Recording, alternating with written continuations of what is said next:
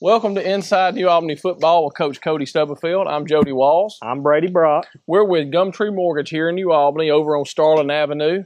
We specialize in home financing needs, whether it's a purchase, a refinance, or new construction.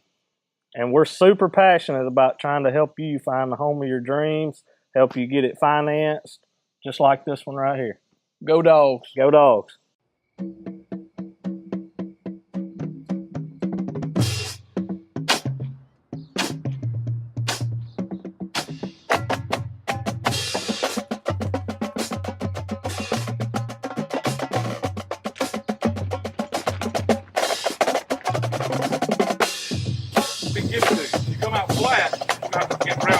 Game. If you come out and hit them in the mouth on the first play, we're going to be fine. We're back this week with our player of the week. This week's player of the week was McCollin Cameron. McCollin had 9 tackles, 2 tackles for a loss and a sack. He plays corner for us, does a tremendous job. Also plays some offense for us as well. You don't have a lot of sacks at corner very often, but you had one Friday night, so we appreciate that.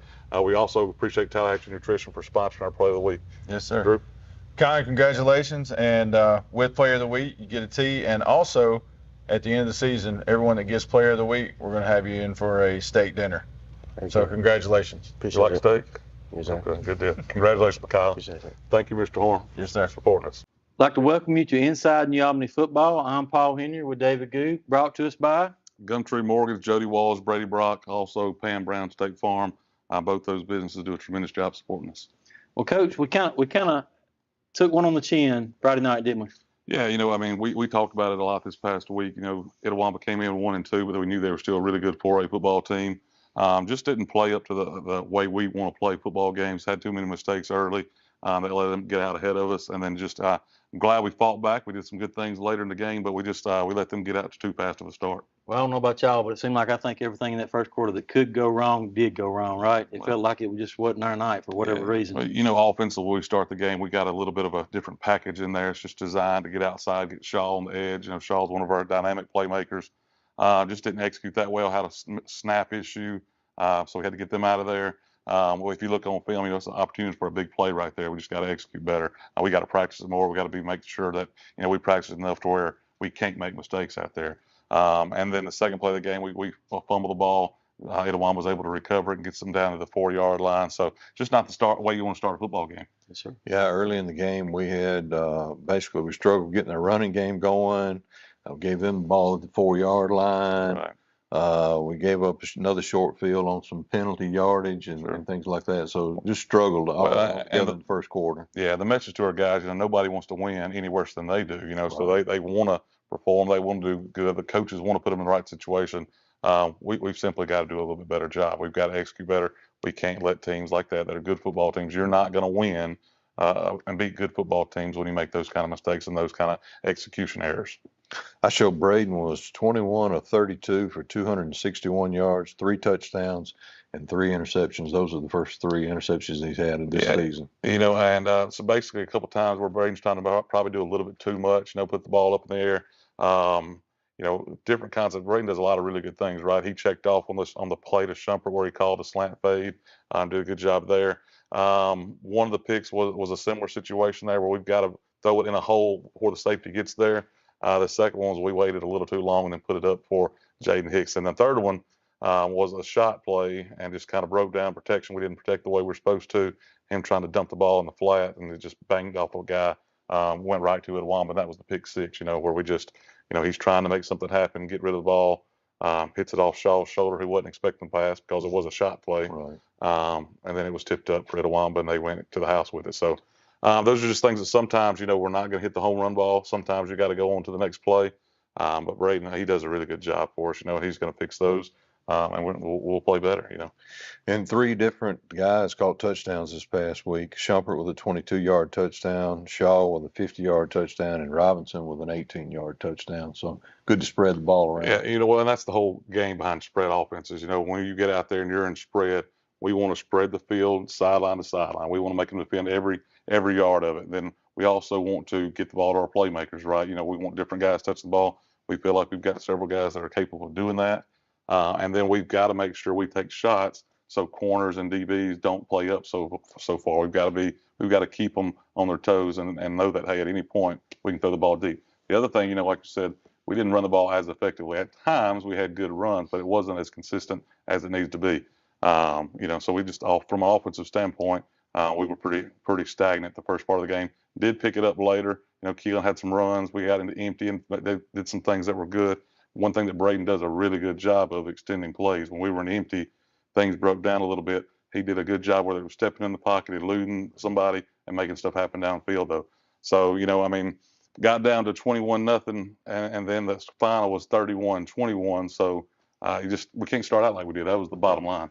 Well, I think a defense, second half held them to 3 points. No points. No points second half. Right. And kind of early, we kind of put our defense on a short field, right, and kind of got them in a tight, Yeah, right? I think 2 of those scores for sure. Those were, one of them was the fumble return to the 4-yard line. The other was a pick six. We can't put the defense in those types of situations, and we can't let the opponent score while we're on offense. Those are just things you can't do. Other than that, you take those 14 points off there. That's the game, That's right? Pretty good situation. The second thing is, in the second half, when we were moving the ball better, where the offense was clicking better, we got down into their side of the field, and we had 2 stops. One of them was a missed field goal. Grayson missed one to the right, and the other one was a stop on 4th down. That 4th down play, we're trying to do a quarterback sneak. That play is designed to be a surprise situation. You want to line up, we're in spread. You do it fast. The problem was we got down there, we didn't do it, snapped the ball right away, gave them time to see what was happening, and then they adjusted. So I should have called a timeout right there. We should have gotten a power set and just ran power right at them, because I think we would have got that and converted. Well, I think Grayson had a 42-yard attempt, and I'm telling you that if he would have just lined it up just a little better, it would have probably been good for 55, right? And he usually doesn't miss right. That's something we've talked about. But Grayson did a good job. We had opportunities to get onside kicks earlier in the game. One of them that I feel really confident we should have had. Right. But just the 2 big things: starting early, faster. Executing out of the gate, and then late in the game when we got down on their side of the field and didn't get any points from those 2 possessions. Those are big problems, right? I felt like that at 8 minutes to go in the game, we had a chance to convert that thing. That was kind of a pivotal moment of the game. The way the defense played, combined with the offense getting going later, I think, like I said, we had another quarter to play. We'd have liked our chances. If we had taken the 21 points off the board and start, we'd have liked our chances. Right. The unfortunate thing is you don't get second chances in football, right? You got to make sure you execute when it's time to execute, and you got to get after when it's time to get after. I think they had a lot of guys going both ways, so I think we wore them out a little bit in the second half. Right. And it was very comparable, right? 51 was a really good player. I probably didn't give him enough credit. He played right tackle for him. He also played that nose position. He did a good job on both sides of the ball. And then, like you said, they had several other guys doing some both ways as well. Number 1 was a player. Right. He was kind of the guy that they wanted to get the ball to. And then some of those outside linebackers were also playing receivers and whatnot. So they definitely did have some guys going both ways. Well, I didn't see the film on, but the quarterback to me played really, really well for them also. Well, it was one of his better games, we knew he was a good athlete, knew he threw the ball very well, had not been as effective, I think, as he was the other night. And all that being said, it gives you more credit to our defense because they contained him for the most part. So, but he is a good player. He's a good athlete and a good quarterback. So far on the season, Bulldogs averaging 190 yards passing per game.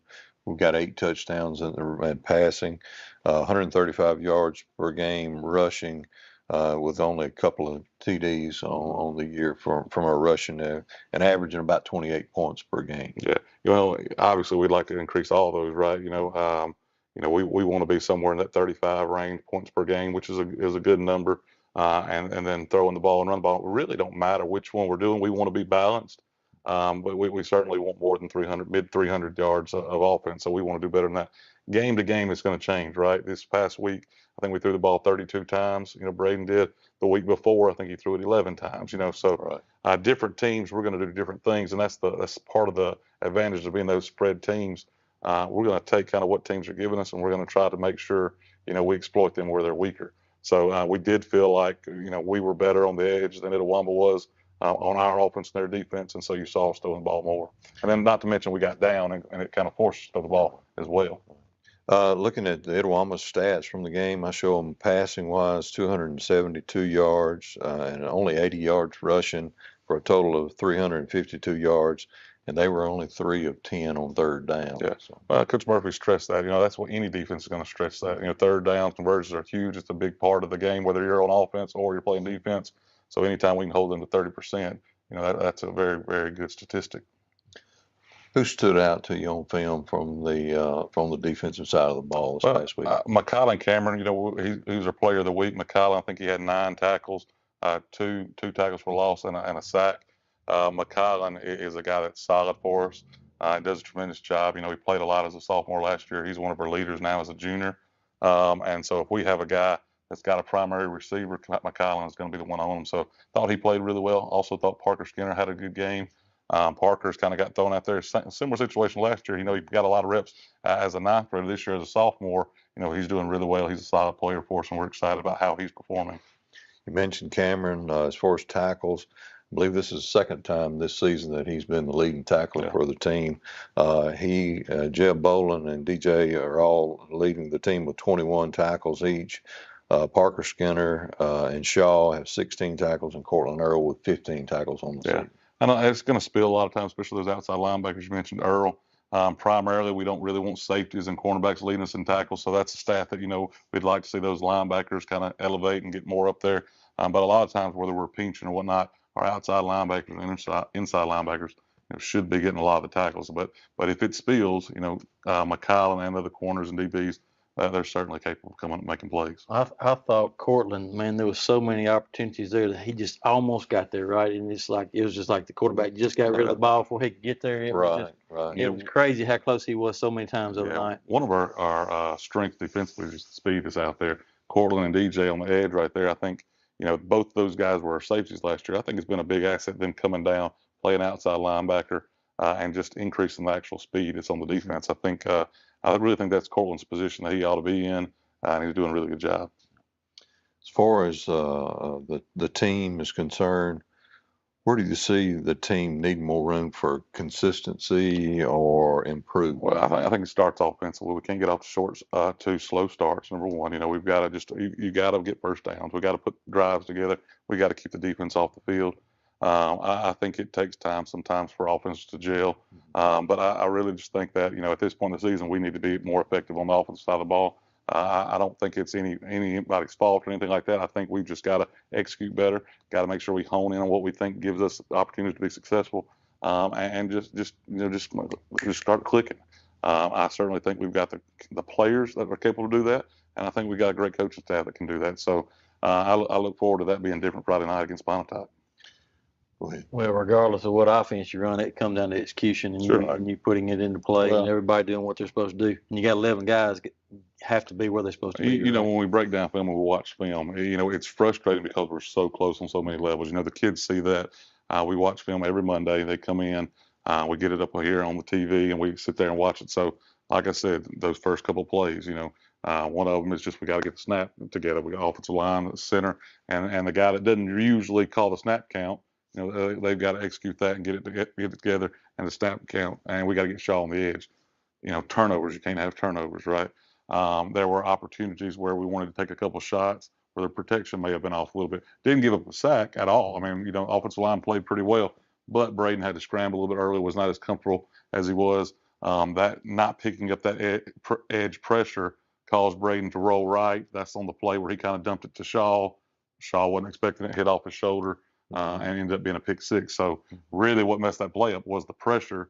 And had we gotten the right call up front, we would have picked it up. So all those are just little examples of if one person messes up on offense, it could lead to a bad play. So we just got to be more consistent and got to make sure everybody, whether it's special teams, offense or defense, we do our job.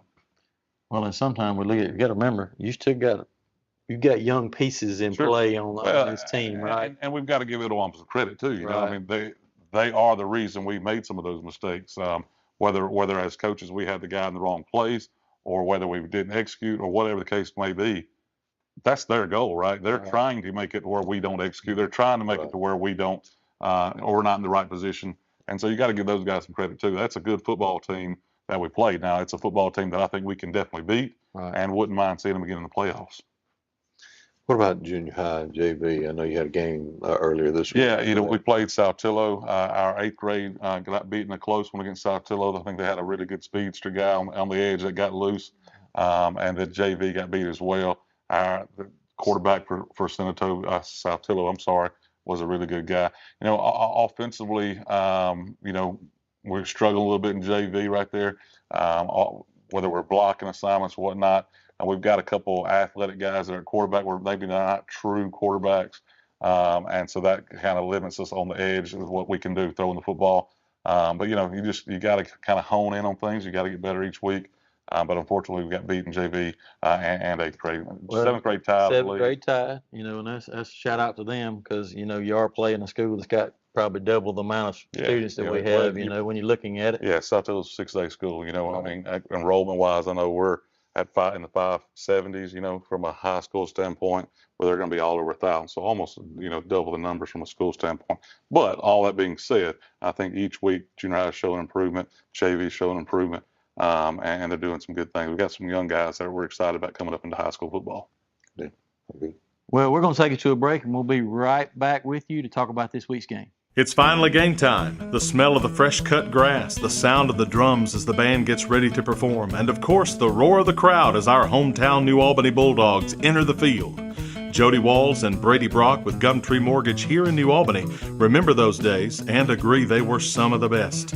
They also want your mortgage experience to be the best as well. They pride themselves on excellent customer service and establishing a personal connection with their clients.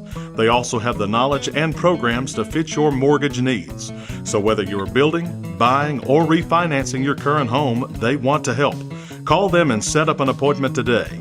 Jody Walls and Brady Brock with Gumtree Mortgage. Let them help make your dreams come true. Go Dogs!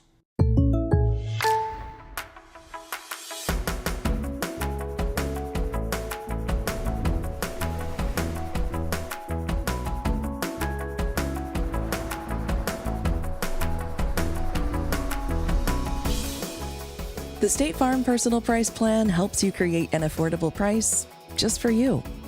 Contact local agent Pam Brown for your personal price plan today.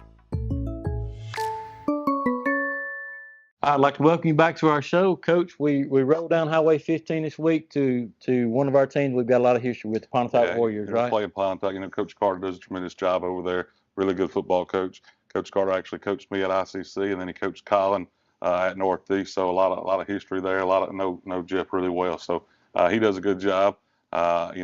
Anytime we go play Pontotoc, it's going to be a good game. It's something we get excited about. It's become a rivalry for us, just like Ripley down the other way is. So we our guys, they this is one that matters to them. They want to play. Everyone matters, but this one got a little bit extra on it for sure. Well, it's kind of crazy how I've been in education right now for about 25 or 30 years. When you look at it, Jeff has connection with you. I was actually the high school principal at Pontotoc that hired Jeff over there. So it's kind of funny how when you go through all these years, those connections that come into play. Well, we've got a rich tradition of playing Pontotoc, right? 95th meeting between New Albany and Pontotoc. 95th, wow. Yeah. Pretty. Record-wise, what is it, Mr. Goode? 44 for the New Albany Bulldogs, 46 for the Pontotoc Warriors, and 4 ties. We need to get that a little bit closer, don't we? That's right. Sure. Yeah. Well, and that's the plan Friday. Like I said, Jeff, is a good coach. Corey Armstrong will be doing the offense. Mickey Mapp. A lot of those guys, we're familiar with. Colin also spent time, was over there coaching for 4 years. Coach Summers was at Pontotoc. Coach Robbins was the head coach of Pontotoc for, a decade. So a lot of history there on both sides, back and forth and whatnot. But just know those guys. Going to be a good football team. They're 2-2. They just had a big win against North Pontotoc, 30-3. Offensively, they've got some young guys playing quarterback. I think one of our strengths has been our defense all year. I think that's going to be a challenge for them to make sure that they wrap him up, get him tied up down early, and piece by piece, they've got some guys that are some good football players. Well, one thing about it, Pontotoc's going to be usually real physical, and we're going to get after each other, right? I know all those connections mean it's going to be real competitive, right? We're going to coaching them hard. We're going to be getting after. Anytime you play your friends, you definitely want to beat them, No doubt. But like I said, all from an offensive standpoint, number 7, Cortland Pass played the most last week. They've been playing 2 different quarterbacks. I believe one's a sophomore, one's a freshman, but 2 young quarterbacks. Kind of their games are different. Pass, number 7, the guy that played the majority last week is going to be a runner. He can go. He can also throw the ball a little bit. Number 3 is a running back for him, and number 1, those are their 2 playmakers. One will be seen at running back. He'll also play receiver. And number 3 will play primarily an H-back or a running back. Both those guys, kind of like us, they got some guys going both ways. Both those guys play defense as well. Number 2 will come in, who's a defensive end, and will play H-back or that fullback position also. So they're probably heavier run than they are pass team. They're trying to run the football, trying to get in some tight end H-back sets, trying to gain gaps. So our defense is going to have to make sure, we line up well and we tackle. So anytime you go into a football game, the team that tackles the best, team that blocks the best, typically is going to have the best chance to win the football game, as long as you don't have turnovers or whatnot. So, that's a little bit about their offense, though. Yeah, I showed number 8, Finn, as a sophomore, 5'10", 160 pound. One of the quarterbacks you mentioned, he's 20 of 37 for 182 yards, a touchdown and an interception in 3 games. I didn't have one of their games. He also ran the ball 6 times for 40 yards. Pass is the freshman. He's number 7. He's 5'7", 160 pounds. He ran the ball 10 times for 107 yards and a touchdown. Yeah, and pass, he played against us in the JV game early in the year where they beat us. And, you could see it then, that kid's not going to be playing JV very long. He's a tremendous athlete. He was last year. They had a really good group of 8th graders last year who are now freshmen. So we know who number 7 is. We've heard about him. We've seen him in action. And he's a good athlete that we got to make sure we corral and stop. Yeah, they're really, really young. I think their forte is their defense over there this year. They're still working on offense. Struggled a couple of games earlier. I know they played Amory the first game of the year, 17-0 was a loss for Pontotoc. Then they beat South Pontotoc 42-10. Then a loss to Shannon 21-0. So a couple of games there, no points on the board for them. I think if you include their jamboree, 3 out of their 5 games they haven't scored offensive touchdowns. So I think they're still trying to find their identity offensively. Like I said, they're bouncing back between 2 quarterbacks.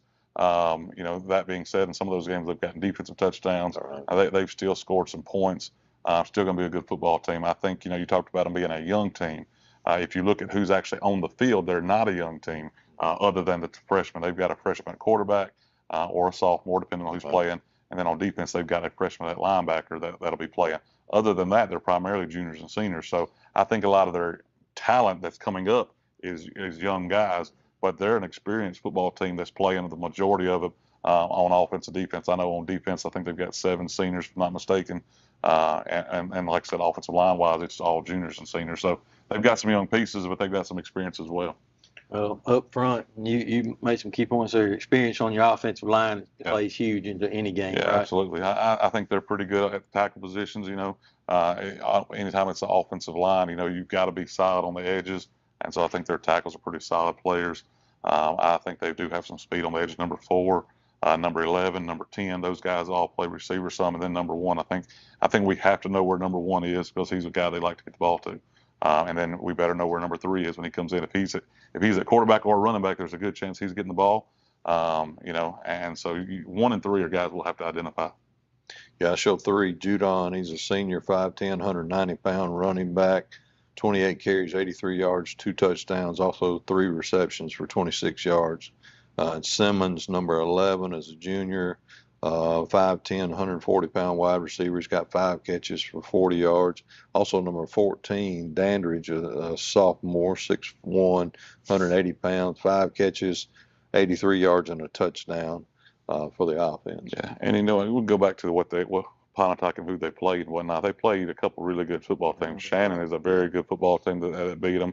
Amory is a really good football team that beat them. They beat North and then they beat somebody else. Who was the other team they beat? They beat South. So they've beaten both Pontotoc County schools, but the other 2 schools that they play where they've gotten beat are really, really good football programs. It's homecoming. It is homecoming, Wow. We talk about kids. One thing I want McKyle and all these other guys to understand is that regardless of what's going on around it, we've got to be level-headed. We've got to play our game. But it always a little bit of an extra punch when somebody selects you because there's a lot of options on that schedule that they can pick for homecoming. And so for them to pick us, that's something that, it means something to these guys. It means something to any football team when they select you as homecoming. Now, it's not something we want to get wrapped up in because we want to play, effectively play as hard as we possibly can, whether it's homecoming or not. But it's definitely a little bit of shot in the arm and whatnot to get your attention when they select you for homecoming. I know you and I have talked in previous years about there being 3 different seasons of the year. This is our last, basically, preseason game for this year. So, well, I think it's a big game for us. You know, you look at our schedule. You know, we come out, we're 2-0. We get beat by a good Itawamba team, a team that, like I said, we think we can beat. We know we can beat. We just didn't play as well as we needed to. We want to, after this game, go into division, 3-1 and feeling good about it. So that's the opportunity Friday night. It's a team that we are certainly capable of beating. And if we do what we're supposed to, we play effectively. We'll leave the Hollow 3-1. Well, I think it's very important when you play better teams trying to get ready for that second season, right? That's very important because you kind of want to see where you're at and see what you need to work on, right? Right. Well, you want to be, you get into that, you want to be playing some of your best football in the division because that's when it's all, matters. You want to win every game, but honestly, these first games don't matter as far as once you get into the playoffs and do what you do. But you want to be healthy, you want to be playing at your best, and everything considered, you want to be winning football games. So that's the goal. I think, we go with Friday, we play well, we win, we feel pretty good about being 3-1 going into the division and going against a very good Senatobia team out of the gate. Defensive wise, I show them with number 51 Mounts, a sophomore, as a linebacker that's leading them this season with 21 tackles. A couple of defensive tackle guys, 76 Vaughn, a senior, 6 foot, 380-pound defensive lineman. He's got 20 tackles on the year, and 56 Penrose, another senior, 5'9", 243-pound defensive lineman with 16 tackles on the year. I think defensively it's going to start at the front. They've got guys that all 4 of them are seniors. Number 2 and number 9 are the defensive ends that were players last year. I think number 2 was one of the best players on the defense. Right. He is a very good player. He also plays fullback, like I said, or H-back on offense. So our tackles are going to have a good challenge. He's going to be a guy that we've got to get our hands on, keep our feet moving and block.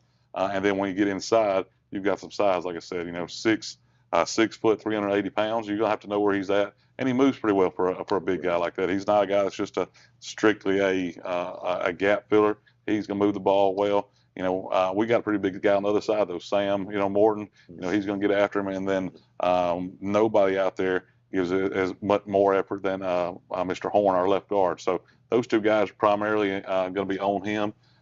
He plays a 3 technique most of the time. He's usually the 3 technique. So you're going to see some guards on one-on-one. We'll get some double teams at times, too, with help from the tackle. But it's going to start up front. I think when you get back at linebacker, those interior spots, one of them's a freshman that we talked about, and the other one is a guy that's, is a solid player, but it's not what we've seen. He's 9'11" from Itawamba, so I think we get hats on hats right there, and we get on those linebackers. It sets the box up to be really well. I think it starts with that D-line, though. We got to make sure we control the line of scrimmage. On the back end, you're seeing some of the same guys. You're going to see number 1, number 11, guys that you've already mentioned playing offense. And again, I like our skill guys against a lot of people, so we feel good about our skill guys against their secondary. Good deal. I think one thing that is to mention, if you really watch them, you're going to see Jeff Carter and the defense and the shell and of those DBs changing up. He's very multiple. I know sitting there talking to Colin from when he's worked for Jeff, how many different coverages they go through. All of our offense is good against multiple coverage. So Braden's just got to do a good job. We got to put him in a position to recognize what they're doing, see what they're 1 high, 2 high, what they're doing, and then know where to go with the ball. So I think it's going to be a good opportunity for him to kind of take over the offense. See what they're doing, and get us find the right receivers. So excited about that. Well, I know it's going to be a great game Friday night. Excited about it. Great opportunity for us. Absolutely. So looking forward to it. Yeah. Anytime again we play in Pontotoc, it's something to be excited about. They amped it up a little bit by naming us for their homecoming game, but we certainly want to go crown the queen for them. Yes, sir. Hey, I'd like to thank you for tuning in to Inside New Albany Football with Coach Cody Stubblefield. I'm Paul Henry and David Good. Brought to you by Jody Walls and Brady Brock there over at Gumtree Mortgage. And then we've also got Pam Brown at State Farm. So, again, thanks to those supporters and everybody else that supports us at New Albany Football. Thank you, and go Dogs. Here at Pam Brown State Farm, we are so excited to sponsor Inside New Albany Football with Coach Cody Stubblefield. We have served New Albany for a quarter of a century, and we are so proud to continue to serve this wonderful community far into the future. We look forward to a fantastic season for Coach Stubblefield and the Bulldogs. Good luck, and go Dogs!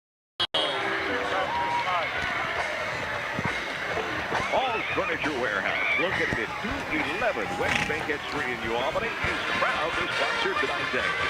Stop by and check out their furniture. They carry all name brands such as Ashland, Lane, and Homestretch. Their hours are Monday through Friday from 10 a.m. to 5:30. Saturday from 10 a.m. to 3. Financing is available. 598-2077. And Michelle Hall.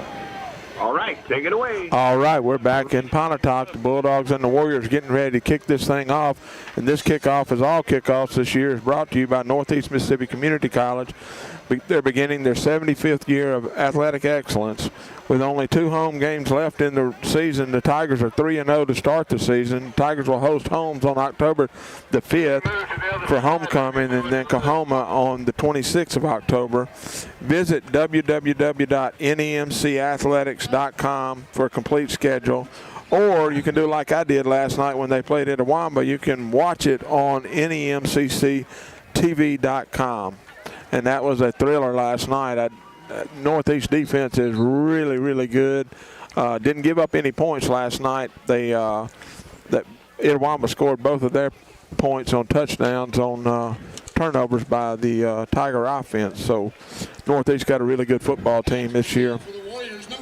Bulldogs are getting ready to kick this thing off, and Grayson Alexander, number 80, the freshman's getting ready to kick it off. Robinson back deep for the Warriors at the 10-yard line, anticipating the kick as we're ready to get it underway. Alexander comes forward on the football, and it's going to be a high kick. It's going to go down the field, and Robinson's going to take it at the 12-yard line, out to the 15 under pressure, breaks a tackle at the 15, taken down at the 25-yard line, and a flag comes flying in. Can you hear me now? Receives the ball, brings the ball out to about. Can you hear me now? Yeah. Bulldogs. I'll stay down here. We got a flag. Number 13, Jeff Boland for the Bulldogs. We got a flag on the play, as Kurt said, and the referee's talking it over. I think it's going to be on the Warriors, Kurt, if I'm not mistaken. Not much it can be right there other than a hold on that kickoff return. And blocking the back. Yep. Blocking the back, that's what it'll be. It's going to be around the 22-yard line, so it's probably going to back them up to around the 12-yard line. See exactly where they're going to step it off to. It's going to be right at the 11-yard line. It'll be 1st and 10 for the Warriors, just underway from Pontotoc Stadium in the 95th matchup between the New Albany Bulldogs and the Pontotoc Warriors. Move back. Back snap, he's got time. He's got all day to throw the football. Looking deep, he's got a man and he dropped it. He had gotten behind his coverage there around the 42-yard line, but couldn't hold on to the football. Well, good pass there by the quarterback for sure. And you said it, Kurt. The Bulldog defenders were beat, hit him right in the, as they say, the breadbasket, and he just wasn't able to come down with it. Nice pass by the quarterback for the Warriors. They've got 2 of them they'll work during the night. Number 7, pass, will be in there right now, and I'm assuming that was him on the first set. Going to go with a 20 package in the backfield. Handoff straight ahead. Hit hard. Got a couple of yards out of it. Give him 2 on it. Make it 2nd down and 8. That was Judon on the carry for the Warriors. Good job in there by Conley, number 52. 18, Cortland Earl making the play. And as you said, Kurt, just not much there. Going to be 3rd and long. Really nice night for football here at Pontotoc. As Pass gets his instructions from the sideline. Coach Carter, been down here for ages, does a really good job with this Warrior football team. He's got a 1 running back set, bring a flanker in motion. Hands it to the first back through. He's got a little bit of running room out to around the 18-yard line. It'll be well shy of a 1st down. It'll bring up a 4th down and 5, and the Warriors will check their punt team onto the field. And the Bulldogs will get Jeb Boland back around midfield, anticipating the punt. Well, good start there by the defense. Just that first play came out with a long pass, unsuccessful with that. Came back with 2 runs, and defense did a really good job of clogging it up. Jeb just shy of midfield. Snap is back. He's got plenty of time to punt it away. A high tumbling punt. It's going to hit at the 45-yard line, take a Warrior roll into Bulldog territory. Down it at the 44-yard line. Pretty good field position to work with.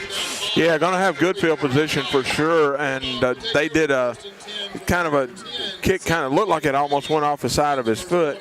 Got a good roll for him. And as you said, good field position for the Bulldogs. Going to shoot it down to David. Good, David. Pretty nice defensive series for the Bulldogs. Job. Pontotoc came out firing there in that first pass, looked way downfield, but the Bulldogs able to recover and knock it loose from the receiver. Then hold them on 2 consecutive runs there, so good start for the Bulldogs. Bulldogs kind of work with a bunch formation. Everybody bunched out to the left side. Now they switch them to the right. That's Robertson, Bolin, and Shaw. They'll bring Shumpert in motion, pitch it to him on a little jet sweep. He's across the 45 out to the 47-yard line. Gained 2 yards on it. It'll be 2nd and 8.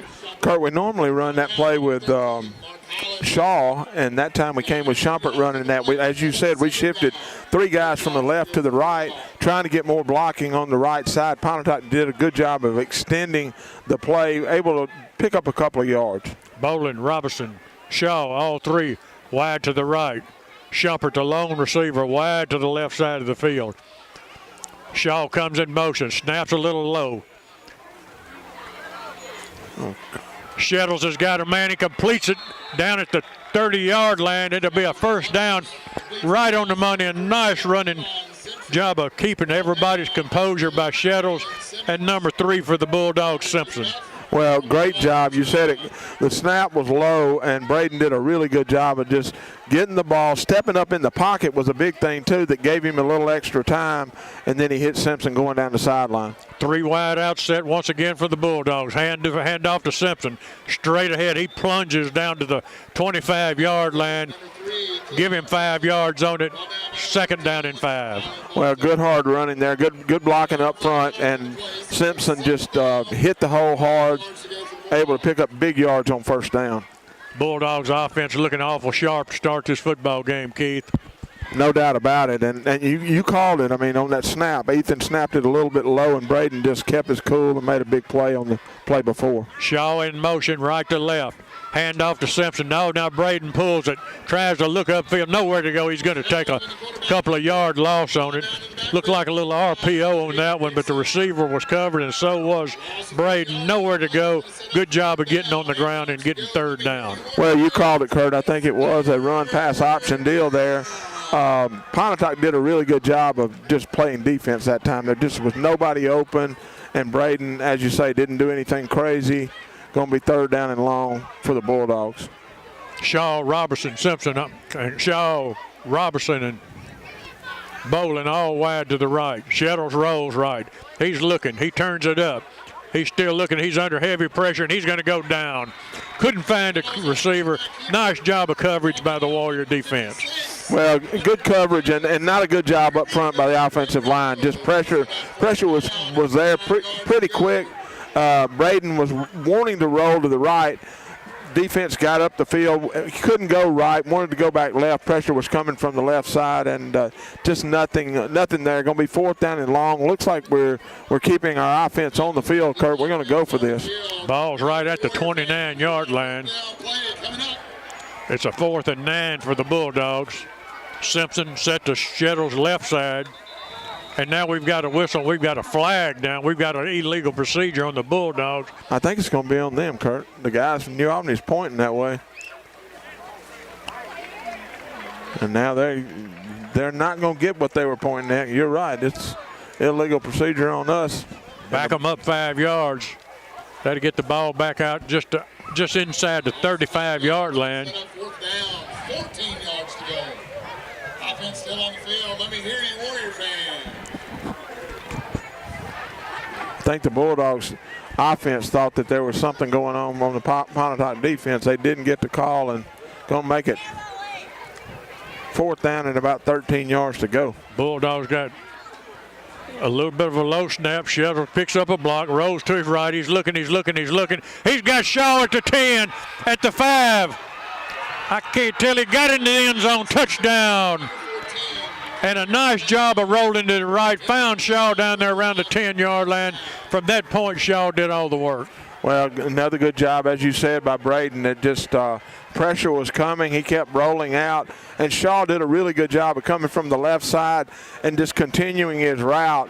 Braden hit him, and as you said, went around the corner. We couldn't actually see the touchdown, but he did get in there. This extra point brought to you by Tallahatchie Gourmet down on Main Street, New Albany.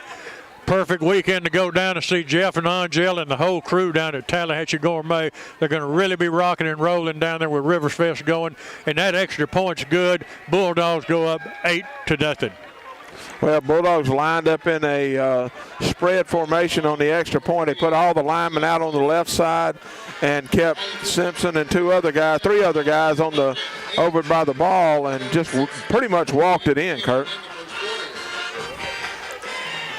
Well, that's exactly what he did, Keith. You couldn't have said it better. David Good, the offensive football team, really looked nice on that first series. Good decision making there by Braden. Kind of got out of the pocket a couple of times there and was able to get the ball. Shaw was wide open down the field and the ball right on the money for him there and able to try to route it into the end zone. So good drive for the Bulldogs there, especially on that fourth down pickup for a touchdown. Robinson to get back deep for the Warriors. He'll line up along the 10-yard line. He's a dangerous man with the football, so you might want to kick it away from him. Make sure you get some height on the football. And I said Robinson, that's actually Cole back deep, I believe, number 4.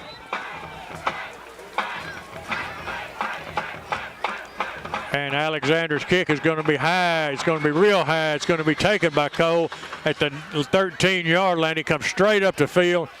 Does a nice job of returning the football, taken down around the 35, 36-yard line. First down for the Warriors. Yeah, that young man that you referenced there, Cole, looks like a really good athlete. And both times on the kickoff return, he catches the ball. When he catches the football, he's in full stride. Going to give them pretty good field position at looks like the 35-yard line. Kurt, looks like we have a timeout on the field. I don't know if you want to stay here or better hold it now. We don't have time. But I tell you what, Alexander did. He gets the ball up really high, gives that kickoff team ample time to get down the field on the coverage and prevent a big return. Yeah, exciting to have him as part of our team for the next 3 years after this, because he is hard to believe, as good a kicker as he is. He's a freshman, so excited to have him around for a while. The Warriors are back on the field, ready to go pass, working the quarterback for the Pontotoc Warriors. He works with one lone running back. That's Judon. And the Bulldogs show a 3-down lineman set defensively. Hands off to Judon, picks up a little trap block out across, almost just shy of the 40-yard line at the 39. Just one off the right tackle over there, Kurt, on their right side, obviously, and able to pick up. Looks like he picked up 3 or 4 yards. Just straight dive play. Bulldogs did a good job of closing the gap. Called it 2nd down and 7 for the Bulldogs. Staying with that 3-down lineman set. Now they walk an outside linebacker up on the edge, almost make it look like a 4-3. Bulldogs coming with heavy pressure. Judon breaks across the 40 out to the 43-yard line. They're going to drive him back. The Bulldogs are going to drive him back to the 40, but they're going to mark him right at the 44-yard line. It'll be just short of a first down.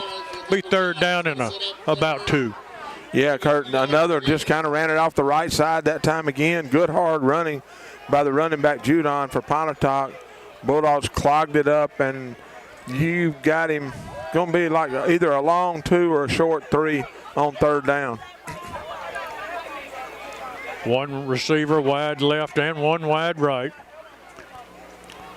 Judon handoff. He looks inside, tries to break outside. He plunges straight ahead. He's going to have a first down right at the 48-yard line.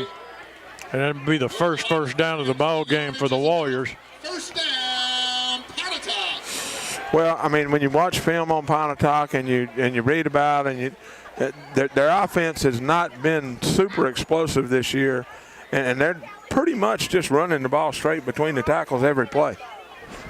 Very simple equation for the Warriors. They're not a very good passing team. They've got young quarterbacks. They're going to try to shorten this football game as much as they can. Try to stay into it to the fourth quarter, still be in a position to win, and then maybe put a drive to win the ball game together. As Pash fakes the handoff, he keeps it himself off the right side, breaks one tackle, taken down at the 28-yard line, but a nice job of faking that handoff and keeping him by the running back Pash. But we've got a flag down on the field, and it looks like it's going to come back. Let's send it down to David.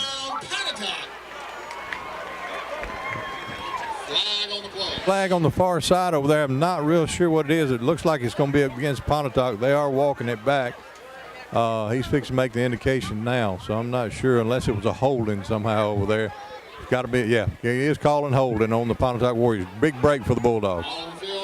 No doubt about it, David. Big break for the Bulldogs for sure. And they were setting that up, Kurt. I mean, that's exactly what they had kept when we talked about him running between the tackles.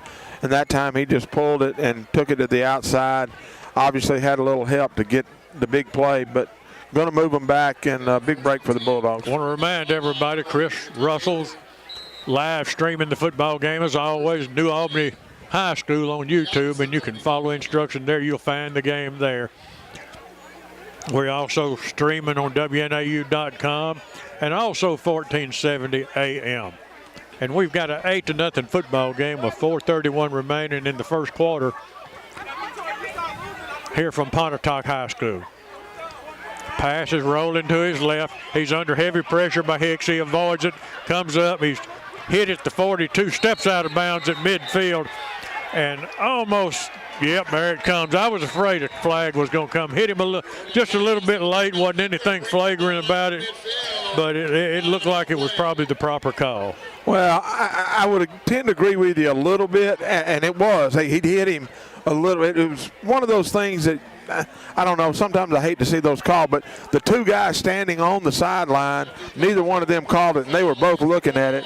The head referee is the one that came running after he saw the Pontotoc coaches going crazy. He came running in and threw the flag, and you're probably right. It probably should have been thrown, but it could have also not been thrown. Well, the reason the two right there in front of him didn't call it because there wasn't anything flagrant about it, and I think they were obviously saw the man was already coming and couldn't stop himself. But, exactly. Pass works his quarterback. Judon is his running back. Got an H-back, shifts him from left to right. He hands it to Judon off the right side. Picks up one block, breaks one tackle, but he gets about 2, maybe 3 yards out of it.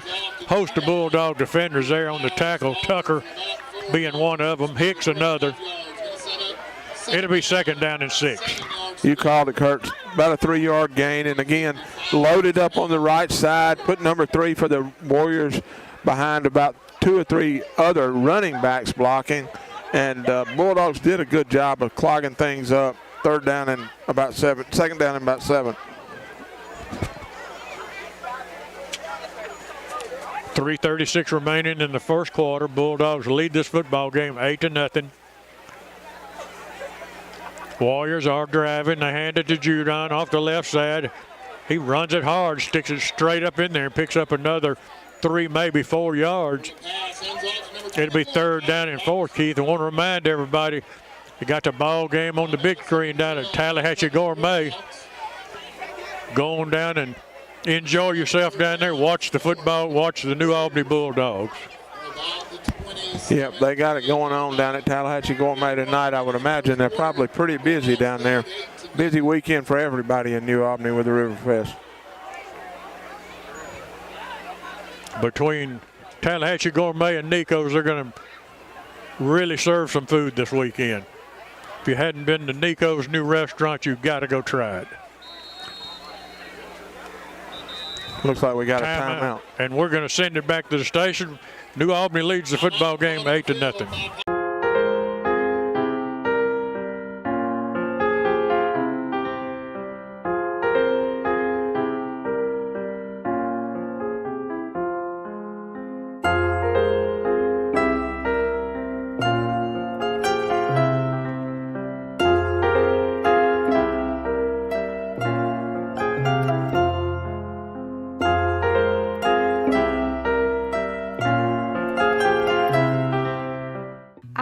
enjoy urgent care because people have an immediate problem when they come to me and they want to know what's going on and they want to know how it can be fixed. And so it's super rewarding when you figure out what's going on with the patient and you know how to fix them and you can provide them with a treatment regimen and they feel better. So it's rewarding on the front end figuring out the problem, but it's also rewarding on the back end whenever you know that you fix them and you help them and they're feeling better and you can kind of see how truly grateful they are for the care you provided. All right, take it away. All right, Pontotoc has the football, going to run a little dive play off the left side, going to pick up the first down just inside the 25-yard line. Looks like they're going to mark it at about the 23. First down and 10 yards to go for the Warriors. 2 minutes and 25 seconds left in the first quarter. New Albany leads the football game 8-0. And Pontotoc just trying to drive the Bulldog defensive front back. Conley checks in the football game. Tucker checks out a change along the defensive front for the Bulldogs. They're staying with the 3-down lineman set, walking that outside linebacker up on the left side. Hand off to Judon straight ahead. He's going to get 5, 6, 7 yards down to the 15, just shy of the 15. He's going to wind up getting about 7 yards on it to be 2nd and 3. And right now that Warrior offensive line trying to control the line of scrimmage. And they're doing a pretty good job of it, Kurt. Snap is back. Hand off to Judon, and this time Hicks gets him and slams him to the ground. He's going to lose a yard, maybe 2. Nice play by Hicks. And I don't know how many carries Judon's going to have for the night, but I can go ahead and tell you, it appears that it's going to be a lot. That particular one, Kurt, that time it was number 24, and that was Robertson running the football. Got one score to bring to you. This is brought to you by Chevron Shortstop, just across the street from New Albany High School. Go by and see Mandy and Elizabeth every morning for the best coffee in town. Ripley leads Columbus 7-6. That's early in the first quarter. And there's a touchdown for the Warriors. Got around the edge, Keith. Didn't get that edge shut down, and they got around it. Touchdown Warriors. Well, they just methodically went down the football field, just running it and running it and running it. And they, like I said, we talked about earlier, they were staying between the tackles. That particular series, they went off tackle more than they did in the first series. I'm telling you, man, this team has some really good running backs. Their quarterbacks are doing a good job of just managing the game, and they got some big guys up front. Extra point brought to you by Tallahatchie Gourmet, Main Street, New Albany. He's got a good snap, a good hold, and he's an all-state kicker, and it's right through the middle. 8-7. We'll be back in 60 seconds. Insurance agencies and companies may appear to be the same on the surface, but you'll discover a world of difference when you look a little closer. The biggest difference is the people who serve you. At Collins Insurance Agency, we've been through the good times and the not-so-good times, too, always serving the people of this area with the very best in insurance coverage from some of the world's finest insurance companies. Collins Insurance Agency in New Albany. What will I find at Van Atkins? Well, diamonds. Lots and lots of diamonds. Jewelry that you will not see in any other place. Our Van Atkins collection is styled from beautiful pieces from the past with a fresh Southern update. I believe you'll find value, too. You'll also find people who are a part of this community. If you're celebrating something, we're going to celebrate, too. We really hope you'll find Van Atkins special. I'm Chuck Cooper, and I feel privileged to be a part of that. Lead the football game 8-7. We've got 54 seconds left in the first quarter. This kickoff and all kickoffs is brought to you by Northeast Mississippi Community College. Visit www.nmccathletics.com for a complete schedule of athletic events. You can watch their football team like I did last night all season on nmcctv.com. Shaw, Robertson, Simpson, all three back deep for the Bulldogs. And here comes the kick. High towering kick fielded by DJ Robertson at the 5-yard line, out to the 10 to the 20. Hit hard at the 20. That'll be as far as they go. 1st and 10 for the Bulldogs. Well, again, you talked about the kicker on the way down here, Kurt. The young man is good kicker, got a good leg on him, kicked that ball. Looked like DJ took possession of the ball inside the 10-yard line, got to the 20, as you said, took a pretty good lick, kind of slipped on the turf as well, and Bulldogs are going to have possession of the football on the 21-yard line. 49 seconds left here in the first quarter. Yeah, Chris Russell and I were watching that kicker kick before the game, and he was standing out here hitting 40-yard field goals like it was just a routine day at the park. Shettles will send 3 receivers wide to the right side of the field. That's what he's gone with all night. He's back. He hands it to Simpson. Straight ahead. Big running room. Simpson's in there hard. He picks up 8 on it. Make it second down and 2. Well, good job by the guys up front blocking, and Keelan running the football really hard behind them. Second down and 2 yards to go. Bulldogs good first down play there. Braden's got 3 out to the right again. He's got Keelan off his left shoulder. He gets them to jump off sides. Going to be automatic first down for the Bulldogs. Ethan Conley, Brady Horn, JT Newby, Sam Martin, Ethan Cathy doing a really good job up on that forward wall for the Bulldogs. And it seems like they've gotten each better each game as they've kind of gelled as an offensive unit up there. Well, you got 2 seniors up there that have played a lot of football for New Albany, but then the other 3 young men are young guys, so it's a work in progress for the offensive line. 1st and 10 for the Bulldogs.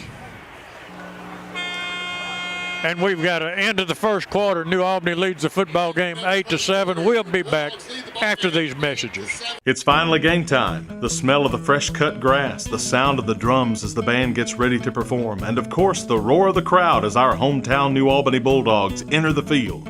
Jody Walls and Brady Brock with Gumtree Mortgage here in New Albany remember those days and agree they were some of the best. They also want your mortgage experience to be the best as well. They pride themselves on excellent customer service and establishing a personal connection with their clients. They also have the knowledge and programs to fit your mortgage needs. So whether you're building, buying, or refinancing your current home, they want to help.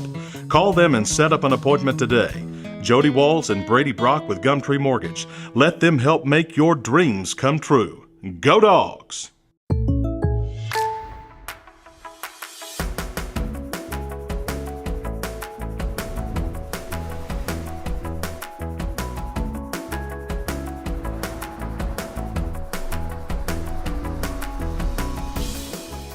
The State Farm Personal Price Plan helps you create an affordable price just for you. Contact local agent Pam Brown for your personal price plan today. Exactly. You couldn't have said it better, Keith. But it's the way this game is going so far. We're going to be home early. We're going to have time to go downtown to Riverfest going on all weekend downtown New Albany. Braden threw a bullet to Shumpert right off his hands, hit him right in the hands, about face high, bounced off his hands, incomplete. I think he would have had a big gainer if he'd have come down with it. Well, it was one of those, as you said, it was a little bit high, but it was it was one of those he could have come down with, but hit him in the hands, and going to be second down and 10 yards to go. Shumpert and Shaw wide to the left. Bolin, Robertson wide to the right. As Simpson is the running back, fires a bullet out to Shaw. Straight ahead he goes. He gets 3, maybe 4 yards out of it. Not a lot of running room. They're going to mark it at the 38-yard line. Give him 4 on it. Third down and a long 6. Well, and I talked about it. It looked like we had 2 teams that were comfortable running the football, and the Bulldogs come out after the break, and they're thrown the ball 2 times. It's going to be third down and long, and you would anticipate they would need to throw the football right here. Braden sets his team up the way he wants them. He looks at a 3-down lineman set, and the Warrior linebackers walked up on the line of scrimmage showing blitz. Shettle sidesteps a man, hits his man on a screen pass. That's DJ Robertson. 1st and 10 for the Bulldogs. Kurt, that one could have been ugly, buddy. I mean, we got away with one there. Braden made a great play, and DJ made a great catch, but he lobbed the football up in a group of people, and DJ just was able to come down with it. Big play. Looks like we got a penalty, though. Looks like they're going to bring this one back. I'll send it down to the field. David? Only thing I can think of was we had them a little bit far down the field on our offensive line, so that's what they called. I thought the ball was thrown behind the line, so I'm not sure how they call that penalty, but fortunately for the Bulldogs, they did. Illegal man downfield on one of the linemen. I agree with you. If I was Coach Stubblefield, I'd be questioning it because it is not an illegal receiver downfield unless the catch is made past the line of scrimmage. Forward, brother. Bulldogs will repeat third down. It's third down for the Bulldogs. Third and long. About 11 as Braden's back to pass. He sidestepped the rush. He's got a man deep at Shaw at the 30-yard line, and he dropped it. He was in the end zone with it. If he all he had to do is catch it because nobody was going to get him. But he couldn't hold on and to bring up fourth down. And Johnson will come in and punt it away for the Bulldogs. And if he punts tonight like he's been punting, he's really doing an excellent job punting the football. Kurt, that was a tough one there, buddy. Braden had pressure coming. They brought pressure from their right side, and Braden did a good job of avoiding it. And when he went to throw the ball, Shaw had got behind everybody. As you said, he was standing at the 25-yard line. Ball hit him right in the hands, and he just was not able to make the play. As you said, Johnson in the punt. Another high towering punt. In fact, I lost it in the lights. It's going to take a Warrior roll. Now it's going to stop right at the 46-yard line. But, man, Johnson punched the football high. He does get good hang time on all his punts, and they're just got a bad roll, pop on that one to go backwards, and Pontotoc's going to have possession of the football at their own 45, 11-11 left in the half. Ripley goes up 10-6 on the Columbus football team. That's in the second quarter. Got another score of interest here. Two small school powerhouses. Calhoun City leads East Webster 8-7. That's in the first quarter. The Warriors quarterback pass. He's rolling to his right.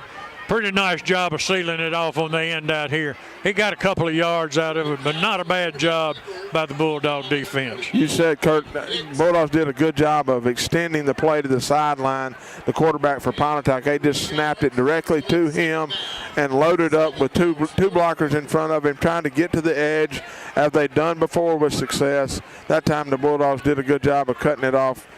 Pickup of about 3 yards. Pass is going to line up. He's got one running back to his left. He takes the snap. Going to hand him the ball right up the middle. Moving the Bulldogs, 3 or 4. Bulldogs going to push the pile, though. Continues to push the pile. Going to be inside the 45-yard line. And if that's the case, that's going to be a first down for the Pontotoc Warriors. And they sure enough are giving it to them. First down for the Warriors in Bulldogs territory at about the 45-yard line.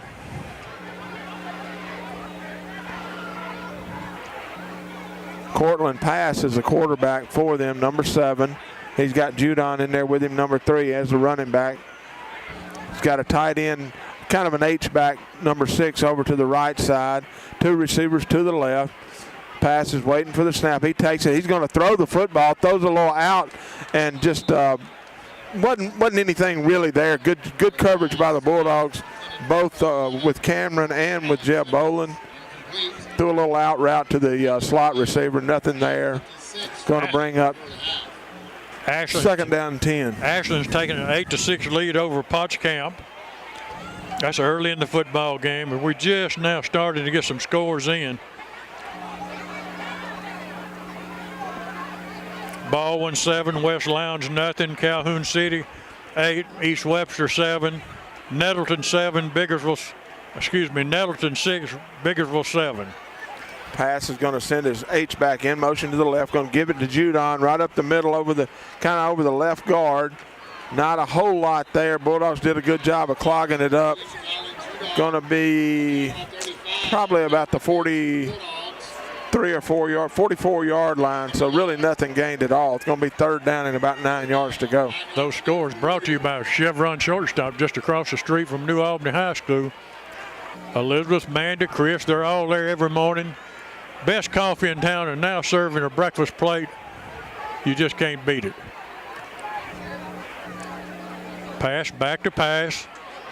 He's got time. Now he's under pressure from the backside. Hit, swings, spins out of one tackle, still on his feet. And I think that is a lateral. That's a fumble. No! They're going to call an incomplete pass, Kurt. Well, they're not going to be able to review it, but he was facing the scoreboard in and threw it back. He threw it's a forward lateral is what it was, I guess, which is a pass. I tell you what, he got away with one there, and I guess you're right. You can't call that a forward lateral. It was a pass, but man alive. Jeb Bolin back deep at the 15-yard line. 8-7's the score. New Albany leads the game. They're going to call intentional grounding on him is what they're going to call, Kurt. Watch this. It's exactly what they're going to call, and that's what they should have called. Yep. That's what he did. That'll back him up 15 yards. You're right. That is the correct call on that. That is. It's exactly because I was thinking about they were fixing to kick it, and I thought, well, now, wait a minute. It really wasn't a fumble, but it was. He just threw the ball. And Coach Stubblefield's going to decline the penalty. It'll remain 4th down, and they'll have to punt the football. Jeb's at the 22-yard line. Good snap. Nice punt. Bolin's going to let it hit at the 28. He's going to get away from it. And the ball's going to be down at the 22-yard line. 1st and 10 for the Bulldogs. Fortunate there for the Bulldogs, Kurt. Jeb backed away from it, and Shaw came down trying to block, and it almost hit Shaw, which would have obviously been a fumble, but able to avoid it. Bulldogs have it 1st and 10 on about the 22-yard line. 8:57 left in the first half. I thought it had hit him on the leg almost, Keith. I saw the exact same thing you did. Yep. We're going to send it down to David Good. David, this one's going to go to the end. Looks like they're swapping back and forth. Both offenses are doing well and able to move the ball, but like I say, we might wait to see who has the ball last to find out who's going to win this one. Braden Settles, the New Albany Bulldogs sophomore quarterback, will send twin receivers wide to the right side of the field. Now you bring DJ Robson a little bit closer, more like a slot. Back to pass. He's got all day. He's looking. He couldn't get it to DJ. He had to try to get it over the receiver and down to DJ. It'll go incomplete. Well, we had 2 receivers in the area. It looked like Jeb and DJ were running the same route, just from different starting points, and the ball was thrown to DJ. Jeb was behind DJ, and there were 2 Pontotoc defenders there. Nobody able to come down with it. Going to be 2nd and long for the Dogs. Really got a really nice crowd from New Albany here tonight. Yeah, it's grown from. Stands pretty full, and then we've got the Railbirds, quite a few Railbirds. And there's some running room for Simpson. He's got one man to beat, taken down at the 40-yard line, and what a hole to run the football through. Well, good job by the guys up front, as you said. Big hole there. You and I, either one could have ran through that one, and Keelan did a good job getting into the open field, making one guy miss. Big pickup for the Bulldogs. 1st and 10 from the 39-yard line. Those guys on the offensive line really doing a nice job tonight. They are doing a great job. Twin receivers left and right. Now Shaw goes in motion left to right. Hand off to Simpson. Looks outside, turns it back inside. Gets 3, maybe 4. It'll be 2nd and 6. Well, kind of clogged it up. Really didn't look like there was a whole lot there. The guys up front just kept moving and kept moving. And anytime you pick up 4 yards on a 1st down running play, you got to be happy. Braden talks to Shaw. Now he says Simpson is running back. He looks at the 3-down line, been set. Brings Shaw in motion left to right. Hands it to Simpson straight ahead. Plenty of running room. He got 4 or 5, just shy of a 1st down. A lot of penetration that time by the Warriors. Got in the backfield really quick. Braden did a good job of getting Keelan the ball quickly. Keelan busted it up in there. Going to be 3rd down and a yard to go. Looks like the Bulldogs are bringing in the heavy package here with Tucker and Hicks. That's exactly what they're going to do, Keith. Try to load up on the right side. Simpson will be in a pistol formation directly behind directly behind Shettles. Shettles talks to Tucker, tells him what he wants him to do. Back to pass, he throws a bullet to Shumpert, and he couldn't hold on to it. Had the first down and dropped the football. Well, he was running a slant route, and Braden threw the ball just a little bit behind Shumpert, and Shumpert, I thought he still caught the football, not able to come down with it, but Coach Stubblefield is not even hesitating here. That was third down. He's going to go for it, fourth down in his own territory. They'll stay with the heavy set, they being the Bulldogs. Hand off to Simpson off the right side, and he's got running room. He's still on his feet. He's got some inside the 30, down to the 25-yard line. First and 10 for the Bulldogs. Well, great job of the guys up front because Pontotoc just loaded the box. I mean, they had everybody in the box, and once Keelan got through that initial wave of Pontotoc Warriors, had plenty of green grass to run in. Shettles trying to go with a little tempo. He's got the team ready. Hands it to Simpson again off the right side. He's going to get 2, maybe 3, and we've got a flag come flying in, and David Good's looking right at it. Yeah, did not much on that one for Keelan. He's really being the workhorse for the Bulldogs tonight. Looks like Pontotoc's going to call a timeout and kind of discuss it a little bit more, but I was glad to see Keelan come through on that last fourth down play. The coaches were very upset. Braden checked out of a short yardage call, and coach was not very happy at all. Looks like the flag is going to be on the Warriors. Now they're going to penalty on this play as well. It's going to be face mask on the Warriors there. Now there's going to be a timeout. We'll be back in 60 seconds.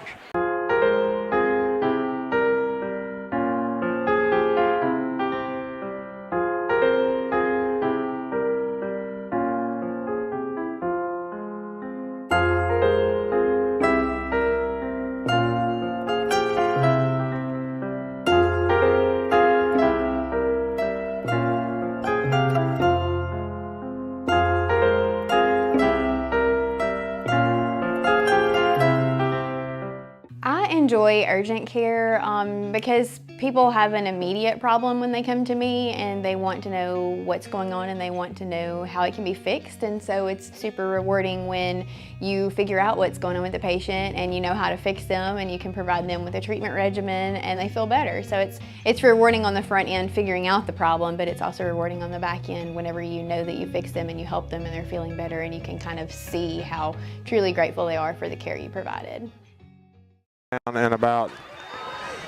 First down and about 3 yards to go. That's after the penalty. Stay with the wing back and H-back. Hand it to Simpson straight ahead. He's going to be close to a first down. It's just going to depend on where they mark it. They might have to measure this one, Keith. Kurt, I tell you what they're doing, man. They are crashing their defensive ends a lot. I mean, if we could somehow pull that and run a little option or a screen pass to a running back, I think it would be open. It's going to be second down and 1. Simpson gets the ball again, looks inside, outside, and he once again is going to be close to a first down. I don't know if he's got it or not. We're just going to have to see where they mark it. He didn't get much on it. He did not get much. I think he did get enough to get the first down, but well, they hadn't moved. They hadn't moved. Now they're going to move the change. First and 10. Yeah. Good hard running by Keelan that time. Good job by the guys up front. Just good effort by Pontotoc as well on the defensive side. 6 minutes remaining in the first half. We've got an 8-7 New Albany football game. Shettles hands it to the deep back. That's going to be Robinson, is checked in as a running back, and he's going to sidestep one tackler and take it into the end zone. DJ Robinson with a little dipsy-do running. Well, really good job of running there. There was a little bit of a hole there, but DJ just got up in there, kind of thought he was clogged up, was going to get tackled and brought down. He kicked it to the outside, able to pick up the touchdown. Bulldogs lead 14-7, pending the extra point. 5:42 left in the first half. Tallahatchie Gourmet extra point coming up. Remember, the holidays aren't far away. Call Jeff Rongel for all your catering needs. That's Tallahatchie Gourmet, downtown New Albany. We've got a good snap, a good hold, and Alexander's kick couldn't be any straighter, right down the middle. 14-7. We'll be back in 60 seconds. Insurance agencies and companies may appear to be the same on the surface, but you'll discover a world of difference when you look a little closer. The biggest difference is the people who serve you. At Collins Insurance Agency, we've been through the good times and the not-so-good times, too, always serving the people of this area with the very best in insurance coverage from some of the world's finest insurance companies. Collins Insurance Agency in New Albany. What will I find at Van Atkins? Well, diamonds, lots and lots of diamonds. Jewelry that you will not see in any other place. Our Van Atkins collection is styled from beautiful pieces from the past with a fresh Southern update. I believe you'll find value too. You'll also find people who are a part of this community. If you're celebrating something, we're going to celebrate too. We really hope you'll find Van Atkins special. I'm Chuck Cooper, and I feel privileged to be a part of that. Pontotoc Bulldogs lead the football game 15-7. Grayson Alexander's coming up for the kickoff. He's going to do a little pooch. Kick's going to come down about the 25-yard line.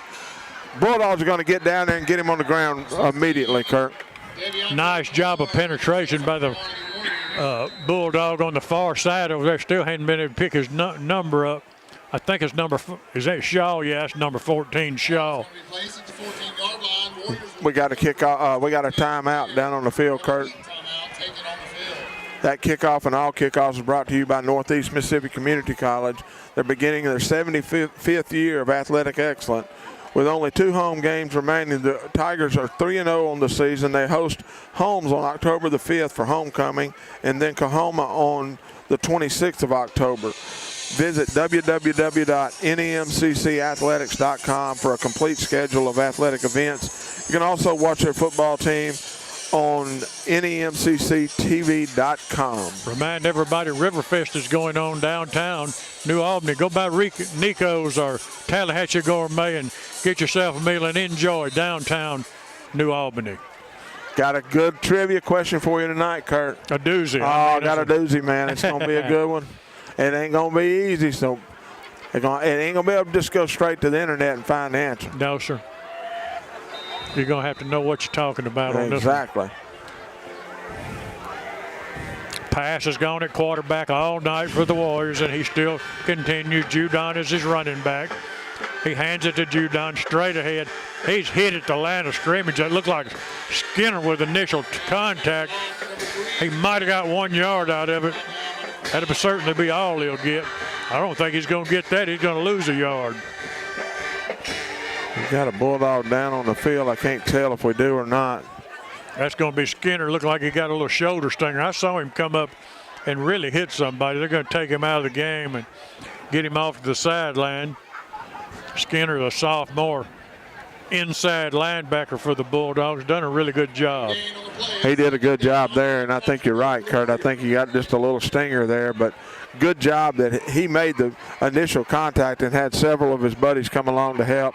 Going to be second down and 10, 5 minutes and 10 seconds left in the first half. Now they'll move Hicks to a linebacker along with Zion. And I think that's going to be Conley's going to work at the far side defensive end. Can't make that number out the top of the screen, Keith. Hand off to the, nope, he's going to keep it, and he throws it incomplete. Trying to get it to number 88. He was covered by DJ Robertson. Well, I'm going to tell you something there, bud. That's a number 88 is a big player. Got another score just came in from the Chevron shortstop, Kurt. Ripley Tigers are playing in Columbus tonight, and the Tigers are trailing Columbus 14-10. 7 minutes left until the half there. That's exactly what we're going to do. We're going to work with Conley, Tucker, and Howard up front on that front three, and then Zion and Hicks will be working at linebackers. Cortland, Earl, and DJ is outside linebackers, jack linebackers, whatever you might call them. Sometimes they walk up and come. Sometimes they, like right now, Cortland's back in the coverage. And we've got a stoppage of play, and maybe we can get down to David to give us a little update on Skinner. David? think he's going to be all right. He just kind of got caught up in there in the middle. He hit somebody pretty much head on as they came down. This running back for Pontotoc's pretty good size. I'll check on him at halftime, make sure everything's all right, but I think he's going to be all right. He should be back in next series. We've got a 15-7 football game. New Albany Bulldogs lead it over the Pontotoc Warriors. We've got 4:48 remaining before halftime. I want to remind everybody, give Bill French down at French's Flower Shop a call for all your homecoming need, corsages, whatever you might need for homecoming. Bill can take care of you. Kurt, got another couple of scores coming in. South Pontotoc leads Tishomingo 3-0. That is early on in the first quarter. Winona leads Senatobia 13-7. Senatobia being New Albany's opponent next week. And that'll be our first division game on the road at Senatobia. Judon now goes in motion. Passes back to pass. He's under pressure. DJ coming off the backside, but he missed him. Pass is avoided. Some tackler, would-be tackler. He's got a first down out of it. And a nice job of footwork by Pass. Well, that right there was just a matter of an athlete making a play there, because we had him. What they were doing, they ran Judon in motion, and they just took him down the sideline, and Pass was looking to throw the football to him originally. Good job by the Bulldogs of defending that, and Pass just made an athletic play, made Bulldogs miss to pick up the first down.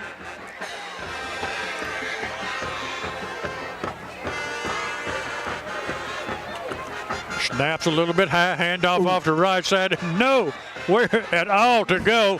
And I think he just ran into Mr. Hicks working at a linebacker, and he doesn't want to do it again. I think I'm going to like Mr. Hicks playing linebacker, man. He stepped up in that hole and filled it up that time. Good job of defensive. Good job by the guys up front to give him the position to get through there and make that play. And when he got there, he lowered the boom. Now, I see Skinner back in the football game, Keith, and Hicks is back at his defensive end spot, and he may have come from his end spot on that thing. I didn't think he did, but wherever he came from, he brought it. Under pressure again, his pass had a man somewhat open. He was well covered, but we're going to have a flag, and they're going to call a late hit. I didn't see what I was watching the receiver downfield, Keith. They're going to call roughing the passer or a personal foul on Hicks for hitting the quarterback, and I mean, looked like to me he was just playing football. Timeout on the field, back in 60 seconds. Hold. It's finally game time. The smell of the fresh cut grass, the sound of the drums as the band gets ready to perform, and of course the roar of the crowd as our hometown New Albany Bulldogs enter the field.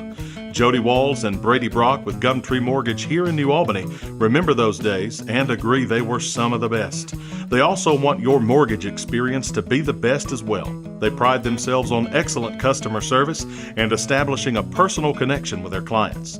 They also have the knowledge and programs to fit your mortgage needs. So whether you're building, buying, or refinancing your current home, they want to help. Call them and set up an appointment today.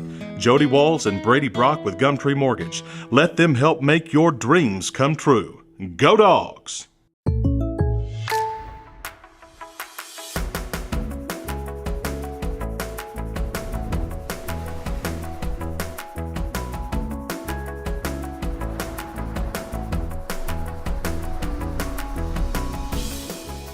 The State Farm Personal Price Plan helps you create an affordable price just for you.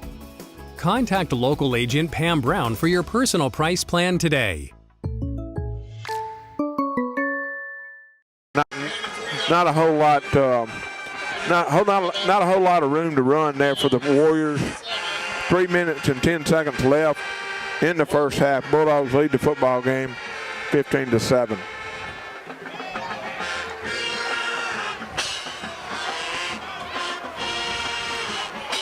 Bulldog band sounding off in the background. Sounds awful good. Passes under pressure once again. Avoids one tackler. Couldn't avoid the second one. Give Tucker a sack on it. Aided by DJ Robertson bringing pressure. Well, good job there by the Bulldogs bringing pressure from both sides. And you said it. DJ was the first one there. And then Tucker came behind him, was able to clean up the mess. And going to be 4th down. Pontotoc's going to call a timeout. We're going to take it with them. We'll send it back to the station.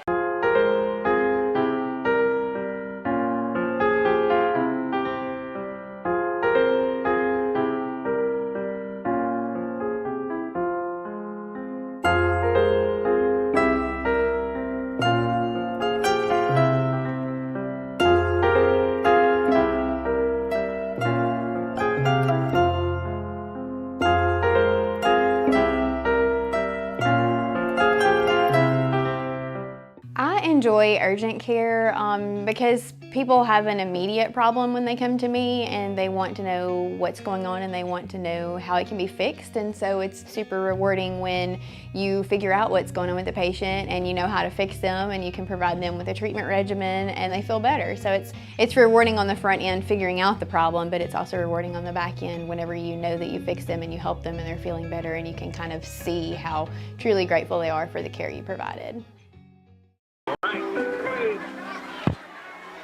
Jeb Boland's going to field the punt right at the 20-yard line, step out of bounds.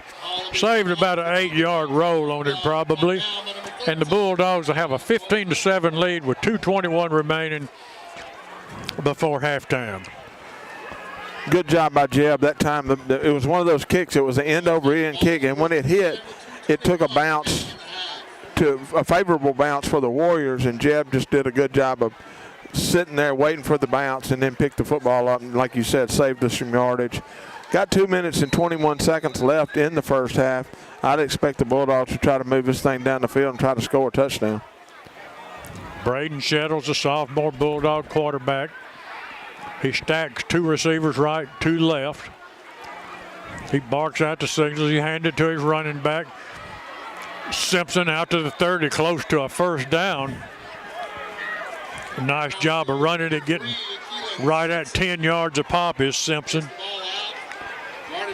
Well, again, good job by the guys up front. I mean, they're just blocking, doing a really good job of blocking, and Keelan's running the football hard. Stacking the receivers again, left and right. Braden fakes it one way, fires it out to Robertson, taken out of bounds immediately, got a couple yards out of it. Give him 3, call it 2nd and 7. Not a whole lot there. We're trying to catch him off guard there with a little wide receiver screen. Pontotoc did a really good job of defending it. 3rd down. It's going to be 2nd down and 7 to go for the Bulldogs. Shumpert and Shaw both over here on the short side on the wide side of the field. Shettles talks to his running back, Simpson. Brings a man in motion. That's DJ Robertson. And we've got whistles, we've got flags, and we've got a stoppage of play. And that's going to be legal procedure on the Bulldogs. Yep, going to move us back 5 yards there, Kurt. Just clicked under 2 minutes to go in the first half. Bulldogs are going to have it. It's going to be 2nd down and 12 yards to go from our own. Looks like about our own 26-yard line. Now Simpson's going to come out as a wide out. We're going to have 5 receivers set. 3 to the right, 2 to the left. Shettles back to pass. He steps up in the pocket. He's got DJ Robertson at the 40, at the 30, at the 20. Into the land of milk and honey. DJ Robertson with 1 minute 50 seconds before halftime. Well, great call, obviously, by the offensive line. I mean, by the offensive coaching staff. The line did a good job of giving Braden time to throw the football, and DJ was all by himself, Kurt. I mean, there was nobody there. Braden put it right on him. DJ caught the football and just cruised right into the end zone. Big play for the Bulldogs. Alexander comes in for the Tallahatchie Gourmet extra point. Monday through Saturday, delicious plate lunches down at Tallahatchie Gourmet on Main Street, New Albany. Got a good snap and hold, got a good kick right through the middle. We'll be back in 60 seconds. You're listening to Bulldog Football on the Sports Connection, WNAU. Insurance agencies and companies may appear to be the same on the surface, but you'll discover a world of difference when you look a little closer. The biggest difference is the people who serve you. At Collins Insurance Agency, we've been through the good times and the not so good times too, always serving the people of this area with the very best in insurance coverage from some of the world's finest insurance companies. Collins Insurance Agency in New Albany. What will I find at Van Atkins? Well, diamonds, lots and lots of diamonds. Jewelry that you will not see in any other place. Our Van Atkins collection is styled from beautiful pieces from the past with a fresh Southern update. I believe you'll find value too. You'll also find people who are a part of this community. If you're celebrating something, we're going to celebrate too. We really hope you'll find Van Atkins special. I'm Chuck Cooper, and I feel privileged to be a part of that. Time here, Union County. if that's the case. Take it away. Here comes Alexander up on the kickoff, and it's another nice high towering kick fielded by a Warrior at the 14-yard line, taken down hard at the 26-yard line is Cole. I believe that's Cole, isn't it, Keith? I think it was. That was number 1 for them, Curtis, who was running the football. Okay, that's so that's going to be Bradley. I think that's who was running it. Yeah. Pontotoc's going to have the football. 1:45 left in the first half. New Albany leading the football game 22-7. Pontotoc's going to have possession on their own 28-yard line. Cooled off pretty nice here at Pontotoc actually now. Feels kind of nice for sure.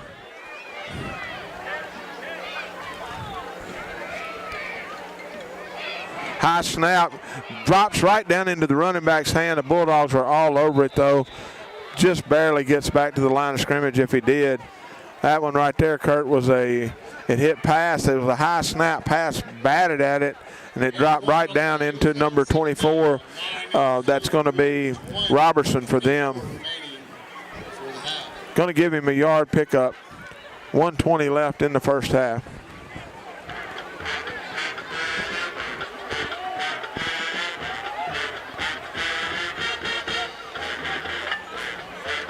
Another high snap. He's going to hand it to Robertson again.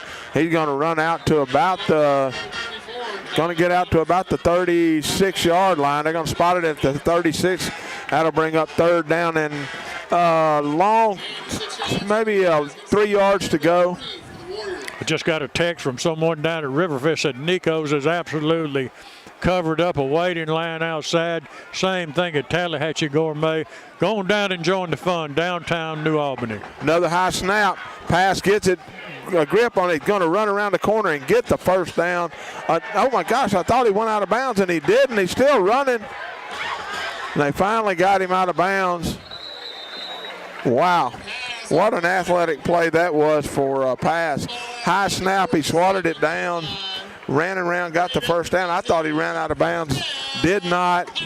The Warriors have got 24 seconds left in the first half. That guy's a night raider. Passes, got him lined up. He's got a receiver out to his left. He's going to spike the ball, kill the clock with 20 seconds left. We'll hold it right here. Keith, it says it doesn't list them by their grade. They're going to put out the year they graduate on here. Graduating in 27 is passed. It makes him I'm going to say that's going to be a freshman. It's a freshman, isn't it? Well, next year, the ones playing this year, they'll be the 24 graduates. So. Well, I'm going to tell you, that guy's got some footwork that's unbelievable. He sure is.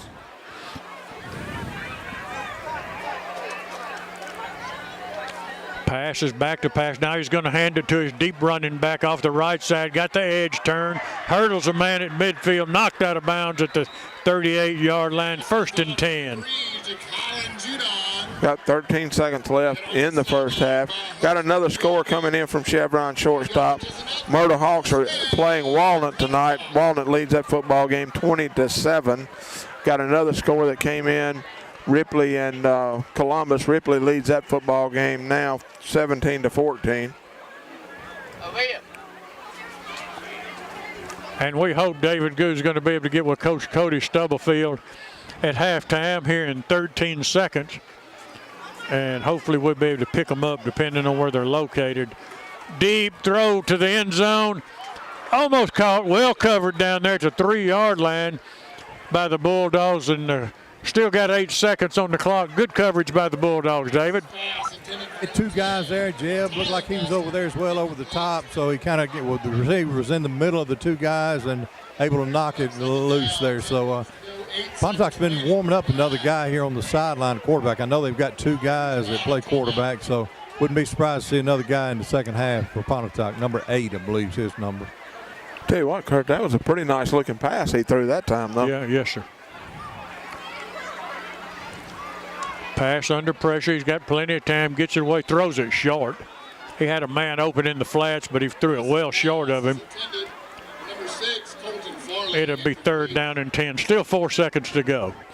Well, again, you talked about it before, Kurt. They got an all-state kicker there, and I think that time they were going with a little out route there to just see if they could pick up about 10 quick yards, maybe get in position to try a field goal for the young man. Yeah, looking at a 52-yarder from right here, if I'm not mistaken, 37, 47, about a 54-yarder, and that's out of his range. Yeah, that's it. If they'd have completed that pass, I believe they might have tried it. 4 seconds left, pass, back to pass. He's going to run a quarterback keeper, got some wide open running room, had a block in the back, and there comes the flag. He's going to be taken out of bounds, but it wasn't going to go anyway. We had a block in the back upfield, so it wasn't going to go. A little scuffle on the sideline. Send it down to David Good. Yeah, it looks like some flags after the play was over with, maybe some jawing going on over there toward the end of the play. So I'm not sure which team it's on, but that one probably should end the quarter. That. Well, the original flag was obviously on them for a block in the back, and then I think over there the Bulldogs may have got a little rough with at the end of the play with the tackle. They may call something on the Bulldogs, so I don't know how that'll work, Kurt, if that'll end I know you normally can't end the half on a defensive penalty. But that should have been an offensive penalty, and I think that will end it. Well, the original flag was for sure on the offense. Yep. I think it was Shaw that got blocked in the back. We're still waiting here on the call. The officials are still discussing it, but the flag that's laying at the 25-yard line, that was a block in the back on Shaw. That was the first flag, and I think Coach Stubblefield's explaining that to him. That ends the half, and that's exactly what they're going to wind up calling. They just, yeah. There they go to the halftime. We're going to send it down to David Good. David, if you can get with Coach Cody Stubblefield. See what I can do, bud. Those penalties were all set. We'll take us to halftime. We're scoring the ball game 22-7. New Albany leading over the Warriors. Here's your halftime presentation of the homecoming court. Coach Stubblefield nice enough to come walking back to midfield for us. We're having a little trouble connecting, but time to send it down to David. Take it, David. Got Coach offensive showing in the first half for the Bulldogs. Yeah, we had a few big plays right there. We also had a big drive where we got into a heavy personnel and ran just power football. So we just got to keep moving the football. Defensively, we're giving them a little too much. Got to make sure we get number 7 down. He's a really good athlete and he's shifty. Yeah, they're running a lot of zone on that and try to stretch the field on you, try to find a hole and get in there. Jaden Hicks, awesome first half for him. Jaden's one of the best players. He has been all year. He's a really good guy. We got to have him continue to play well. The defensive line has got to play well. Both the games are won on the line of scrimmage, and we got to keep winning that. Good luck second half, Coach. Thanks.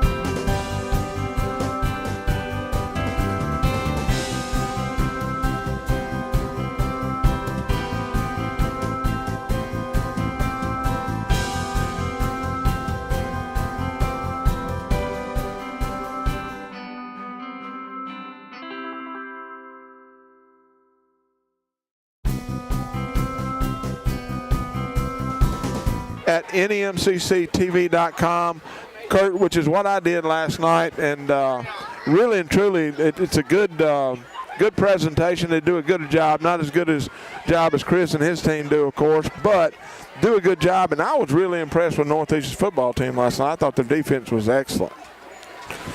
Well, the Bulldogs are coming out on the field. They will receive to start this second half.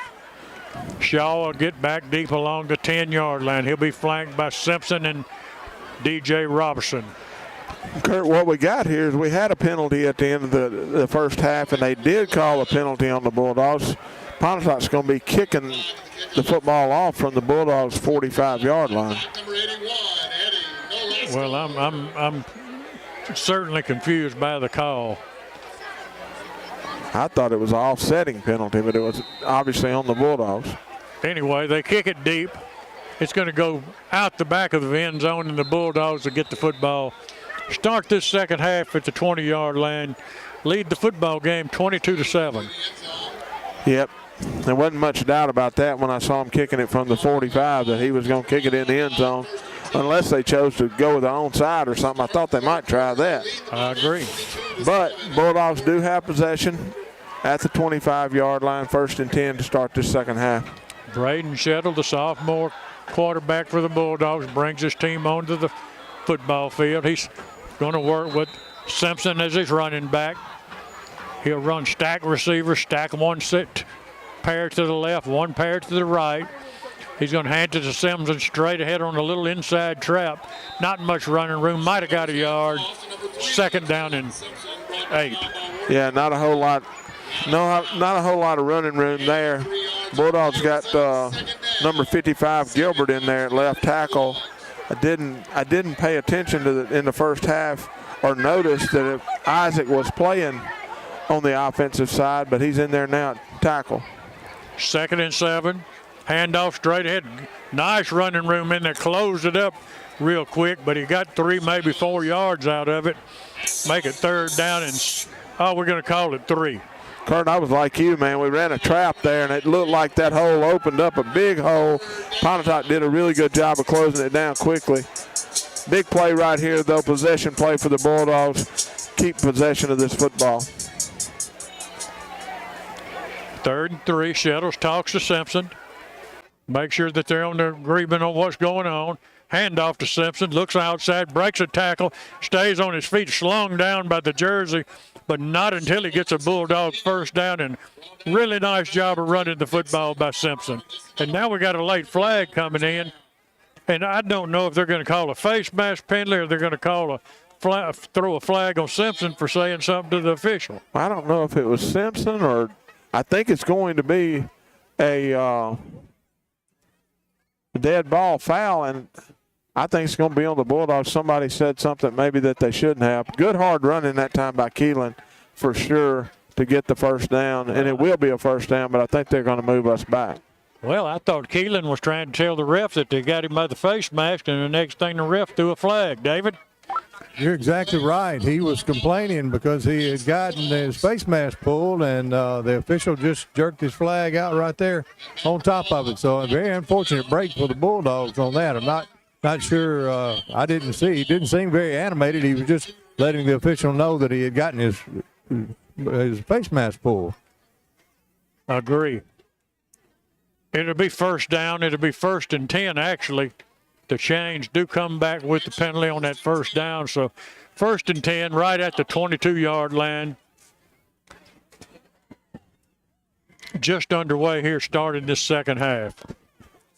I don't think Coach Stubblefield agreed with that. He let the referee know, too, because... Well, unless there was something said that we're not aware of. I mean, right. It was right in front of us. There certainly was nothing that was obvious to us. Kind of a bunch formation off the right side. Turns and pitches it to the running back, Simpson. This time nowhere to go. He'll lose a yard, maybe 2. And you called it, Kurt. We loaded up on the right side and just turned a quick pitch to the running back, and nothing there. Just good job by Pontotoc defending that play. Bolin, Robertson, both wide to the right. Shaw and Shumpert wide to the left. Shettles looks at a line of scrimmage that's stacked. They've got linebackers walked up. They've got everybody crowd up. Mike check off to a little slant pass. Under pressure, fires it across the middle. Couldn't come down with it. A little bit high for Jeb off his fingertips. It'll go incomplete. Well, another one of those. Good job by the offensive line to give Braden time to throw the football. And it was another one of those passes that was a little bit high, but it's one of those you kind of want to see Jeb come down with that catch there because it wasn't that high. Great play by Braden, I thought, to give Jeb time to get into that zone, and just went off of his hands a little bit. 3rd down and long. Really nice job of recognition by the Bulldogs offense, and now the Warriors have walked those linebackers up again. Back to pass, trying to set up a screen, and does set it up. And Simpson can't get away from a would-be tackler. Had some blocking out front if he could have gotten away, but couldn't get away. Johnson will have to come on and punt the football away. Well, just a good job that time by Pontotoc of defending it. Set it up really well, and Braden did a good job of letting it develop. Keelan got in position, and I think it was number 2 for Pontotoc, just made the play. And I think that's going to be Barry for them. Made a really good play. Bulldogs just, that penalty pushed us back. Need a big punt right here by Johnson. He'll stand on the 4-yard line. And now we've got a stoppage of play once again. Not obvious from our vantage point of what the question mark is. It might have been some kind of an illegal substitution because they're going to mark off a 5-yard penalty on the Warriors. And number 30 came off of the field. Maybe they had 12 people on the field. I believe that's right, Kurt. I believe that's what they call. Give us a little room here. Brings Johnson out to about the 9-yard line where he'll stand. Snap it from the 20. Good snap. Nice high towering punt. Fair catch signal for. And taken right at midfield. So the Warriors get the football 1st and 10 at midfield. Trail the football game to the New Albany Bulldogs 22-7. 9:02 remaining 3rd quarter. Kurt, good job that time by Johnson for the Bulldogs. Had some pressure coming up the middle there on him, and he got it away. As you said, as always, a really good high kick. Gave his guys time to get down there. Pontotoc is going to have good field position here at the 50-yard line.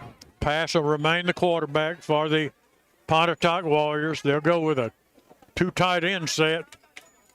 Pass wants the football. He hands it to his deep workhorse running back. Taken down across midfield at the 47-yard line.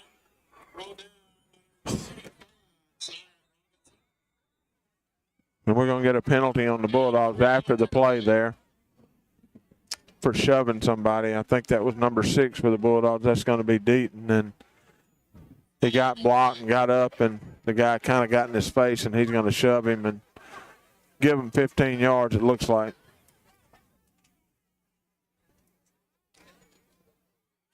And it looks like Mr. Deaton's going to go to the sideline for a while.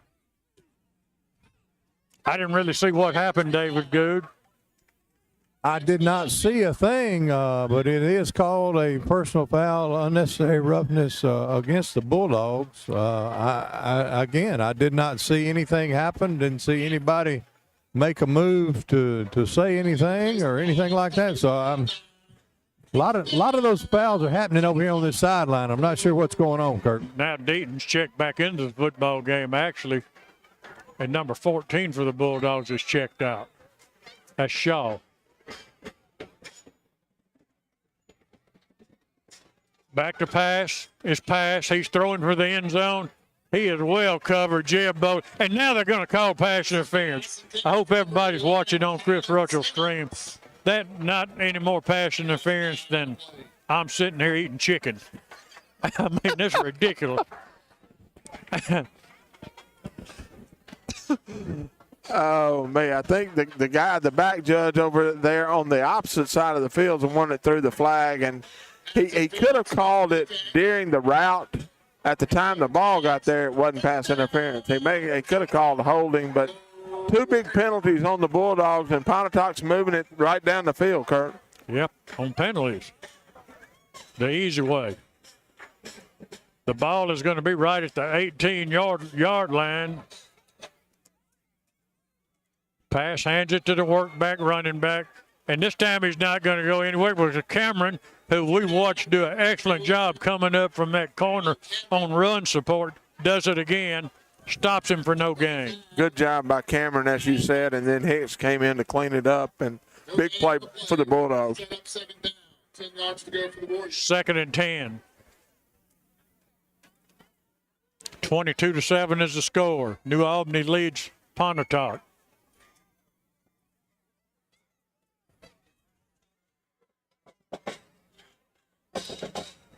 I mean to tell you, Pontotoc, they're trying to stretch this game out. They're standing around. Now they're going to come up to the line with 3 seconds. Going to be lucky if they get the play off. They don't get it off.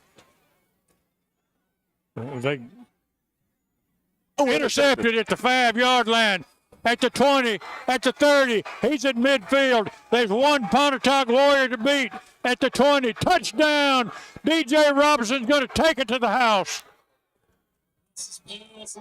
Looks like he picked it off right at about the 5-yard line, Keith, about a 95-yard touchdown pass return. And once DJ broke out of the pack, it was nobody going to catch him. Well, Kurt, I don't know who was getting the pressure on pass that time, but there was pressure coming. He is a right-handed quarterback rolling to his left side. He tried to throw it back, and right when he went to throw the football, a Bulldog hit him. Really big play there, and DJ stepped in and, as you said, had a convoy to go 95 yards. Tallahatchie Gourmet extra point. As the Bulldogs have taken a 28-7 lead. Conley does the snapping. Bolin does the holding. Alexander does the kicking. And we've got a good snap, a good hold, a good kick right up through the middle, and we'll be back. We got a flag, Kurt. We've got a flag, so hold on just a minute. Offsides. Offsides on the defense. Well, they can move it to the 1-yard line if Coach Stubblefield wants them to and go for 2, but I think he's going to decline it. They're discussing it.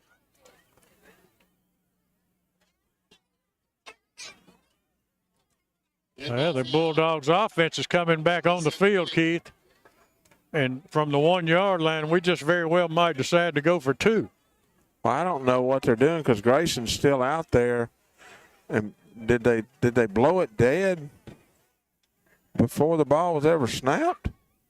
Nope, they're moving it to the 1-yard line. And the kick must not have been any good. David Good. Good. The official said he had to replay the try. I'm not sure. Couldn't. We tried to decline the penalty, but they insisted that we kick it again. That's fine. Alexander put it right through the middle once again. Extra point brought to you by Tallahatchie Gourmet. We're going to be back in 60 seconds. You're listening to New Albany Bulldog. It's finally game time. The smell of the fresh cut grass, the sound of the drums as the band gets ready to perform, and of course the roar of the crowd as our hometown New Albany Bulldogs enter the field. Jody Walls and Brady Brock with Gumtree Mortgage here in New Albany remember those days and agree they were some of the best. They also want your mortgage experience to be the best as well. They pride themselves on excellent customer service and establishing a personal connection with their clients. They also have the knowledge and programs to fit your mortgage needs. So whether you're building, buying, or refinancing your current home, they want to help. Call them and set up an appointment today. Jody Walls and Brady Brock with Gumtree Mortgage. Let them help make your dreams come true. Go Dogs!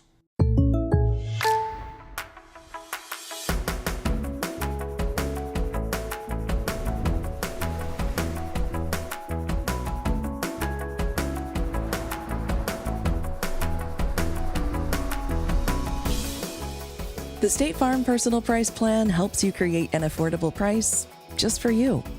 Contact local agent Pam Brown for your personal price plan today.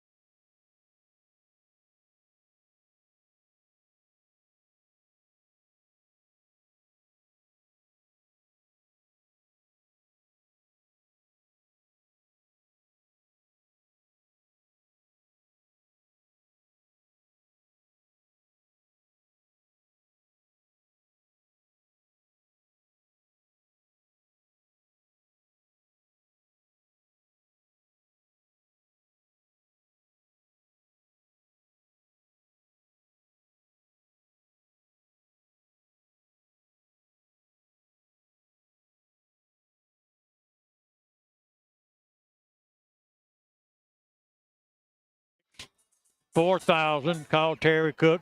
First caller gets a $25 gift certificate. What was the first year of the Riverfest? Pontotoc it looks like they got another quarterback in there, Kurt. Nope, that's going to be pass. He's going to hand it off to number 24 again, running hard. Good job by the Bulldogs coming up, making a play there. Looks like they're going to give him about a 3-yard gain there. I'm quite impressed with these Pontotoc Warrior running backs. These are the big, strong type running backs that you like to see. Yeah, that's Robertson there for him, number 24. He's a good, hard running. Again, the trivia question tonight relates to the Riverfest. We're going to have a two-parter. Ask one right now, give away $25 gift certificate to Tallahatchie Gourmet. And that question is, what year did Riverfest start in New Albany? 316-4000 is the number to call. Kurt, they did it again. They just ran it right off the corner, right off the right side that time. Handed it off to number 24, Robertson, and he got on the corner and went right around the edge. Ripley's taking a 27-14 lead over the Columbus team. That's with 4:27 remaining in the third quarter.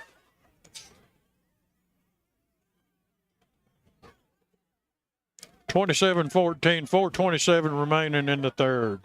That time, Judon lined up as just kind of a, he was in the quarterback position. They did a direct snap to him. He faked the ball to Robertson, went around the right corner for the Warriors.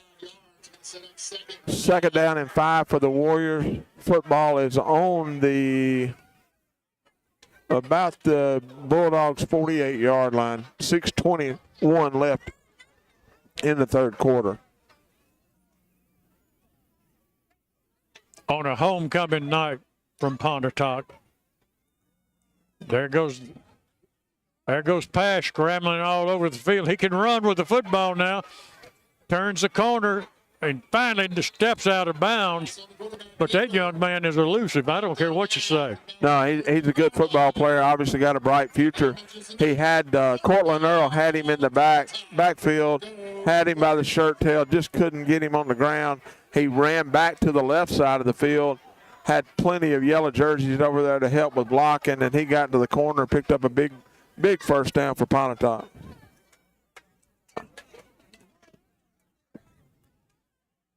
Six minutes left in the third quarter as the Warriors trying to slowly, methodically put a drive together and tighten the scoreboard up a little bit. They bring a man in motion. They hand it to him on a jet sweep, trying to find some running room. Nowhere to go. Jeb Bolin leading the charge. Hicks over there. Shaw over there. DJ Robertson. No gain. Well, really good job there by the Bulldogs of just stretching the play out, stretching it out. And Jeb came up, made a big lick on him. Actually going to give him a couple of yards, maybe a yard or 2 yards on that. And Kurt, I thought there might be a little confusion on my question, and we already got a winner. Already? Already. Well, after this play that goes nowhere, stopped at the line of scrimmage, Hicks on the tackle, Conley on the tackle, gained maybe a half a yard. The question was, what was the first year of Tallahatchie Riverfest? The question was just what you said, and the winner is Miss Jill Shaw, and she knew that the first year of the Riverfest in New Albany was 1997. Is that right? That's exactly right. Okay. Well, and we got a second part, though, in the fourth quarter we're going to come back with, and Miss Jill can't win 2 of them, I don't guess. I didn't think about that. But she did win that one. She can pick up her gift certificate at Tallahatchie Gourmet anytime starting tomorrow. Well, maybe not tomorrow. Jeff and Angel are pretty busy this weekend. Congratulations to Jill. First down for the Warriors.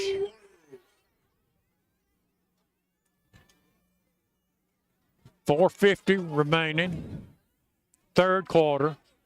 I will say one thing, Keith. The Warriors kind of are down 29-7. They're kind of in a must-score situation. Snaps a little high. Try a quarterback draw. Nowhere to go. Tucker there with the tackle. Good job by the Bulldog defense of reading. They're just running a little bit, some of that option, misdirection type stuff. They at that time they had looks like that was going to be Bradley in there that took the direct snap, who has not played quarterback. Bulldogs did a good job of defending it up front. Going to be second down and about 12 yards to go. Clock ticking at 4:15 left in the third quarter. They're running that 10, 25-second clock down each play. I mean, barely getting it off. Back to pass. He's got a man at the 11-yard line. Hit immediately, but he's got a reception, and it is going to be close to a Warrior first down. We're going to have to see where they're going to mark it.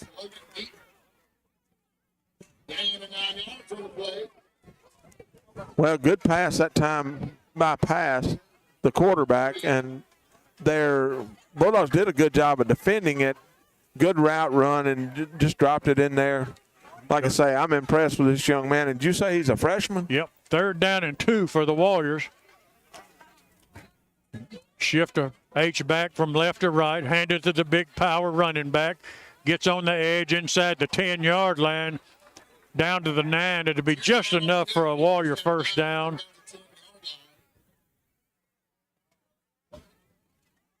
And that time just could not quite get the edge contained.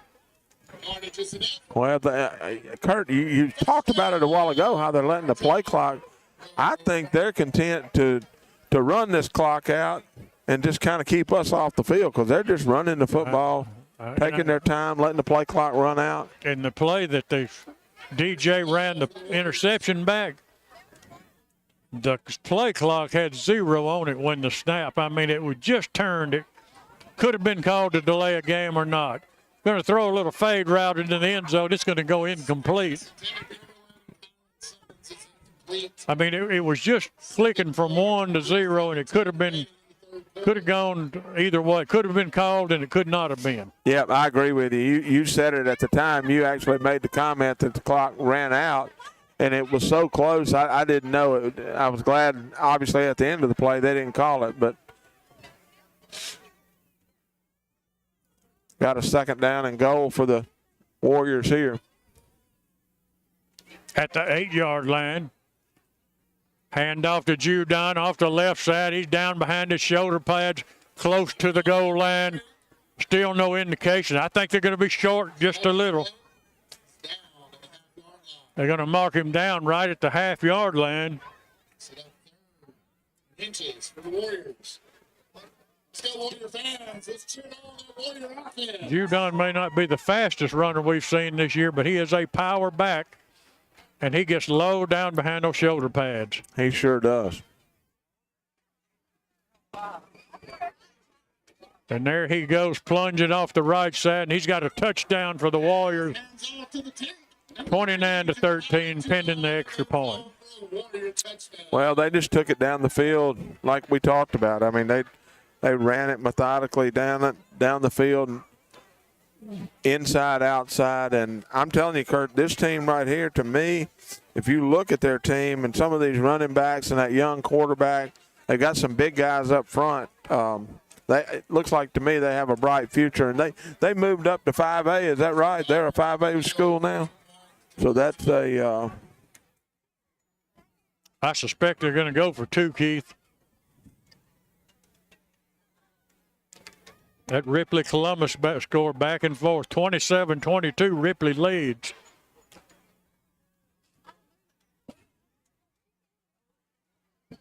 Pass is trying to get, he's got a bunch formation to the left and the H back to the right. He fakes it up the middle, throws a little pass in the flat, and I think he got just enough to get the 2 points, and that's still no indication, though, Keith, if they... Looks like they're going to call him short. Did not get it. Did not get it. They ruled him short.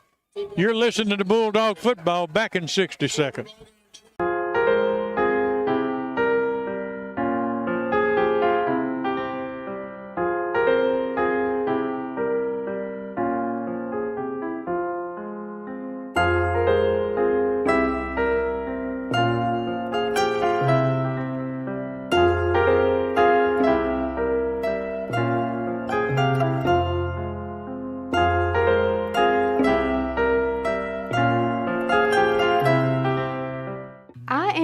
urgent care because people have an immediate problem when they come to me and they want to know what's going on and they want to know how it can be fixed. And so it's super rewarding when you figure out what's going on with the patient and you know how to fix them and you can provide them with a treatment regimen and they feel better. So it's rewarding on the front end figuring out the problem, but it's also rewarding on the back end whenever you know that you fix them and you help them and they're feeling better and you can kind of see how truly grateful they are for the care you provided.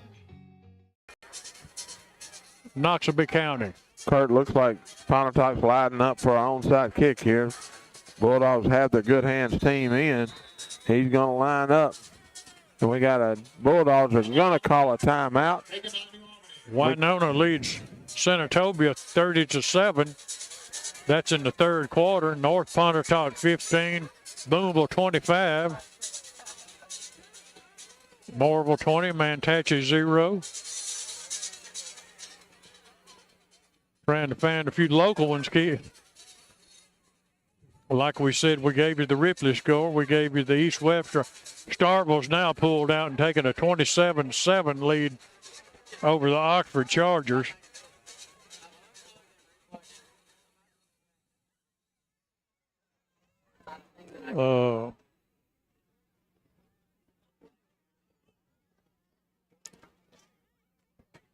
That's all the thing I see of local interest on there. 2:36 remaining in the third quarter. 29-13 is the score. Bulldogs anticipate a Warrior onside kick attempt.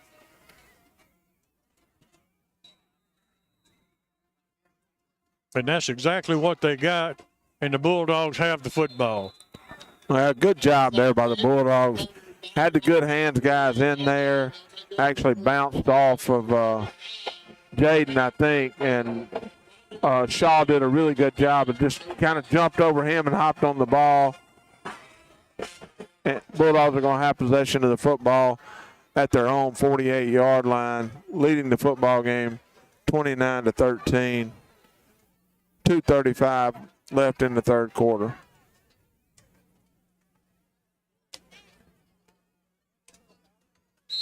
Offensive line for the Bulldogs comes up, done a good job all night long. Shettle sends 3 receivers right. Simpson will be his lone running back. Shaw in motion left or right.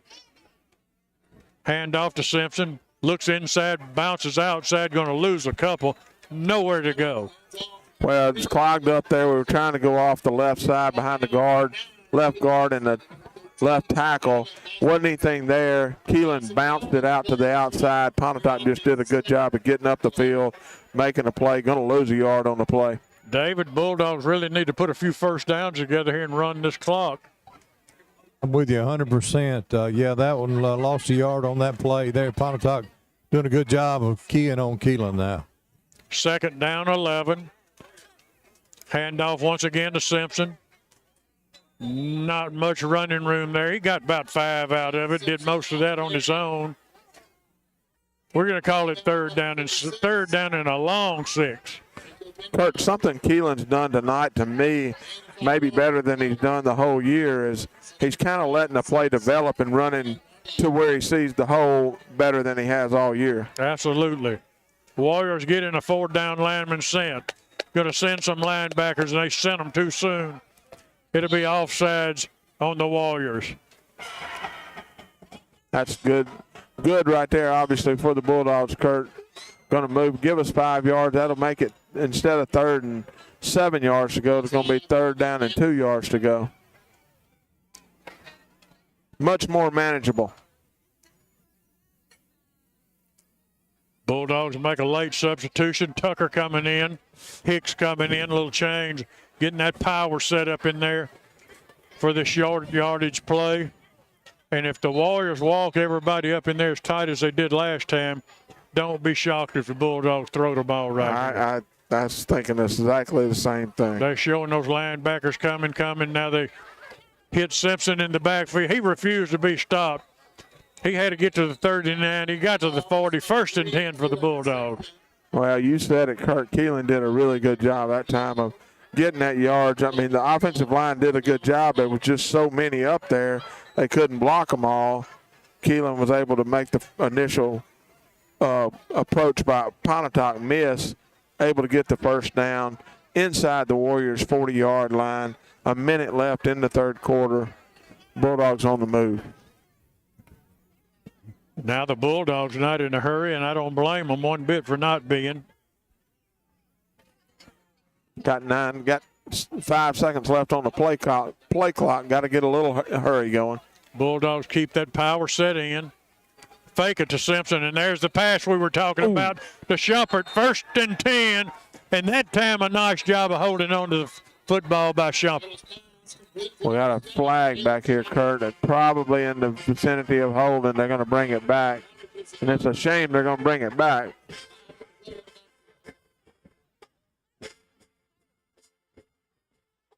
That's exactly what they're going to call, David Good. They're going to call a holding on the Bulldog. Unfortunately, that is the call. Back judge has been very active tonight on his laundry. So anyway, that's all I'll say about that. Well, I'm going to tell you something, Kurt. That was a beautiful pass by Braden, and what a catch in traffic by Shumpert too, man. He just didn't let the defenders affect him at all. Made a great catch, and I hate it was called back. Now, it's going to be a first down still. We still got the first down, and there's 20 to go. Oh. Batted at the line of scrimmage, almost intercepted, but it hit the ground. Had another slant route we were running there. I'm not sure who it was intended for. Pontotoc Warrior defensive line just got his hands up, and fortunate for the Bulldogs that it wasn't picked off. I want somebody to explain to me how it can be 1st and 20, now 2nd and 20. After a holding call. I'm like David Good. I'm not going to say too much. Shettle's under pressure, tries to get away, does. Looking for a block. Sees a man upfield. He's got it. And Simpson had it, bobbled it, really got hit hard.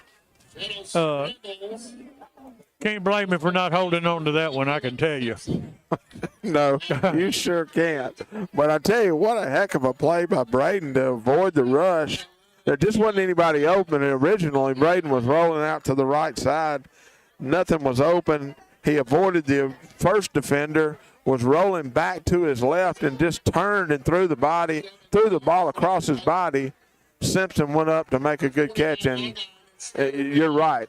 He just got hit. There was no way to really make that catch.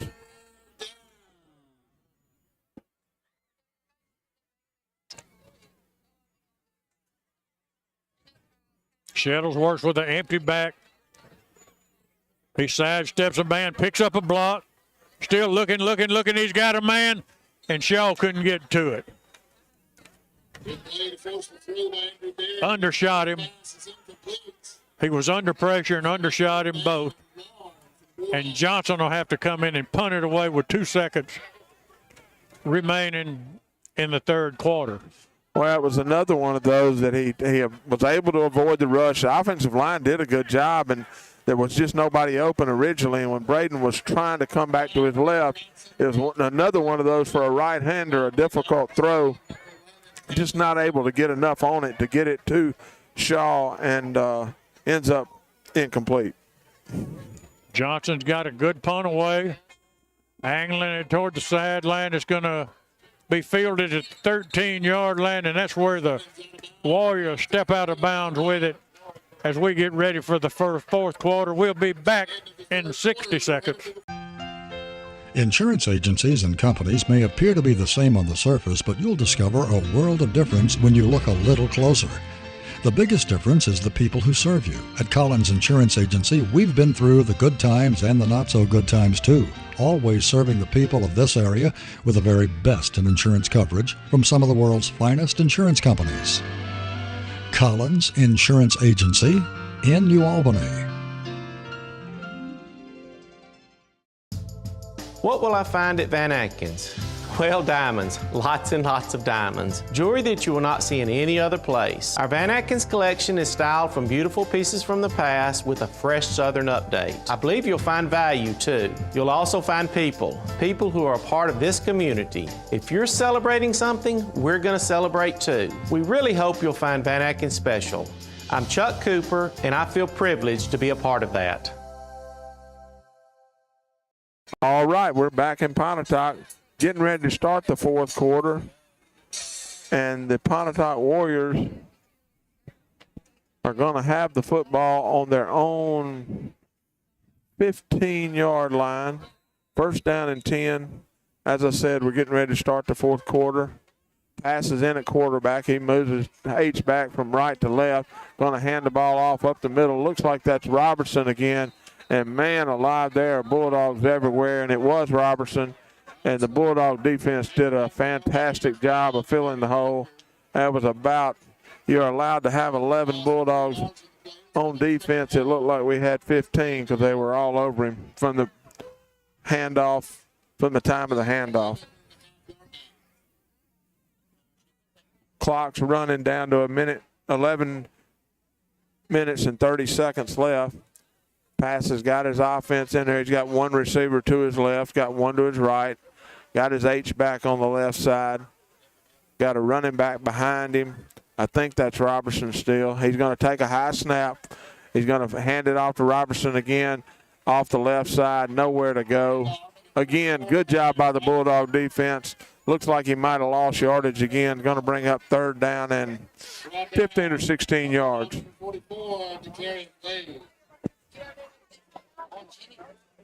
Clock ticking down under 10, right at 10 minutes and 50 seconds left in this football game. Pontotoc, again, taking their time, as Kurt talked about earlier. 15 seconds left on the play clock. Pass is going to have two receivers out to his right. Got an H-back to the right. Got Robertson off his right in the backfield. Going to pass the football out, a little screen. Great job by the Bulldog defenders. Just threw a little screen out in the flat. Bulldogs all over it. Going to be fourth down and about 10 yards to go, Kurt. Yep, nice job by the Bulldog defense there, keeping the ball in front of them on a long yardage situation. Number 20, Gilbert, working in the secondary for the Bulldogs. 22, Luke Hammer. Jeb will get back deep.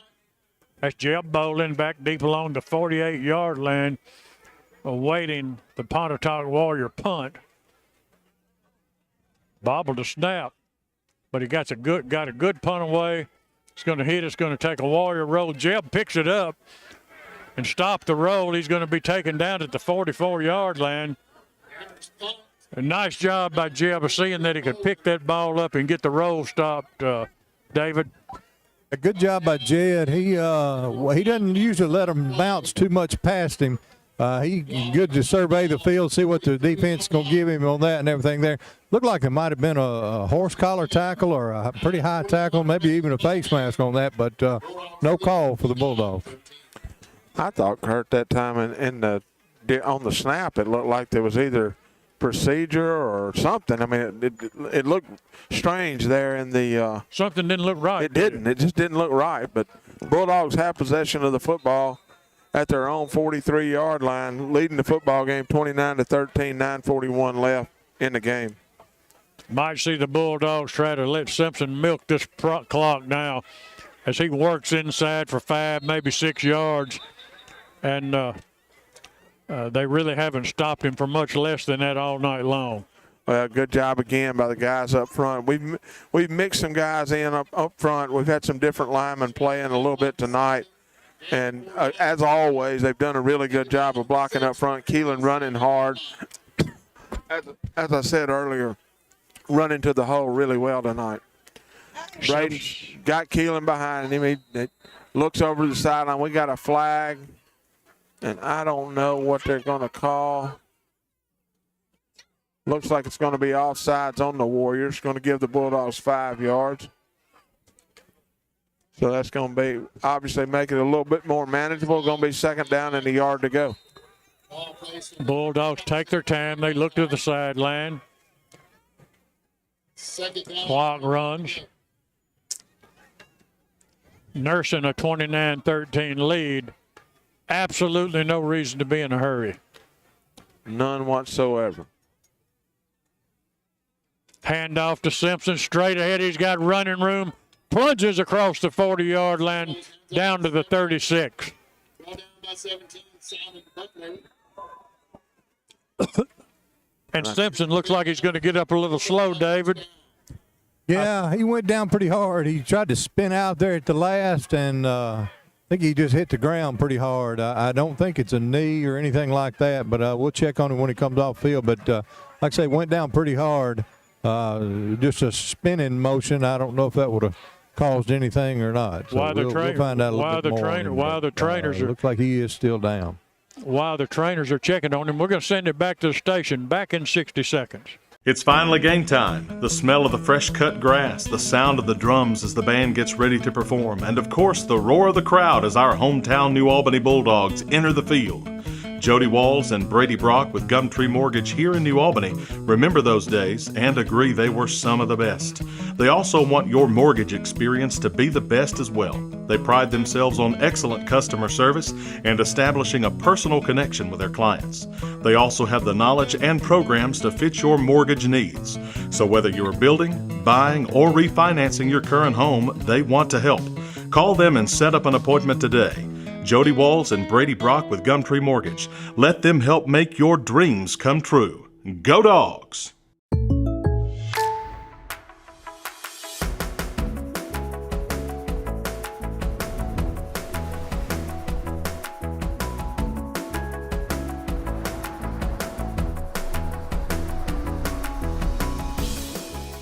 The State Farm Personal Price Plan helps you create an affordable price just for you. Contact local agent Pam Brown for your personal price plan today. Walk off the field on his own power. Handoffs fake to DJ. Braylon Sanders keeps it himself. Shettles keeps it himself inside the 30 to the 29-yard line. Braden did a good job that time. DJ went to the left, and Braden faked the ball to him and made a really good move on the defensive end to pick up more yards. It's going to be second down and a long 2 yards to go for the Bulldogs.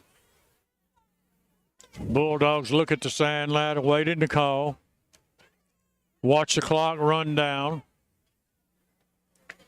Now Shettles and DJ Robertson talk it over as DJ works as a lone running back. Bunch a couple of receivers to the right and left. Hand off to DJ. Sidesteps one man. Breaks it outside. He picks up a block. He's at the 10. Does it get in? Knocked out of bounds just shy of the goal line. I can't really tell where they're going to mark it. It looks like it's going to be about the 8-yard line. Great job by DJ. He's having a well of a ball game. Just got around the corner there and just turned on some speed there and got out of bounds there close to the 7-8 yard line. So great job coming in, filling in for Keelan. Now they're going to move it up a step or two. They're going to put it at the 6-yard line. Goal-to-goal situation for the Bulldogs. Well, DJ has a little bit of different dynamic than Keelan. He's smaller. I think he's a little bit quicker, obviously, and doing a good job tonight. Power set in the backfield, comes in, and DJ takes it right up the middle, close to a first down. Flag comes flying in. I think he's in the end zone, but we've got a flag coming in. I don't know what in the world it could have been. It was called by the back judge. I know, that's what was strange. Behind the defense.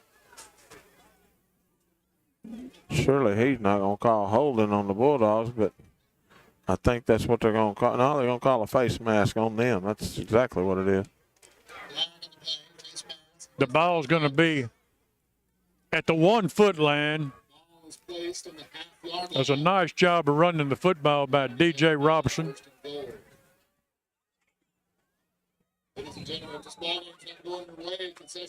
That official's like me. I agree with you, sir. He's winding his arm around, wants the clock running.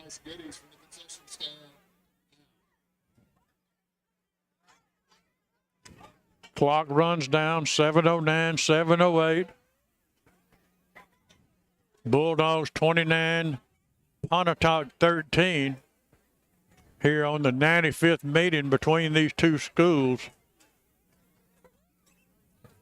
And I think you said, Keith, you had a second part for that. trivia question? Don't let me forget about Man, that. don't let me forget about that. I think I'm going to call in. I need to go on and ask that question right now. Thanks for reminding me, sir. I'm taking my headphones off and I'm going to call in. 316-4000 is the number. So the original question was, what year did the Riverfest start in New Albany? The second part of the question, to win a $25 gift certificate to Tallahatchie Gourmet in downtown New Albany, is, what is the significance of Riverfest? What was the original reason or for the Riverfest? What does it represent? I know that's a little bit of a difficult question the way I'm asking it, but the bottom line is Riverfest, and when we have it every year, has some significance. What is that? 316-4000 to answer that question. I got my phone ringing. He won't answer it. Bulldogs have the football at the half-a-yard line.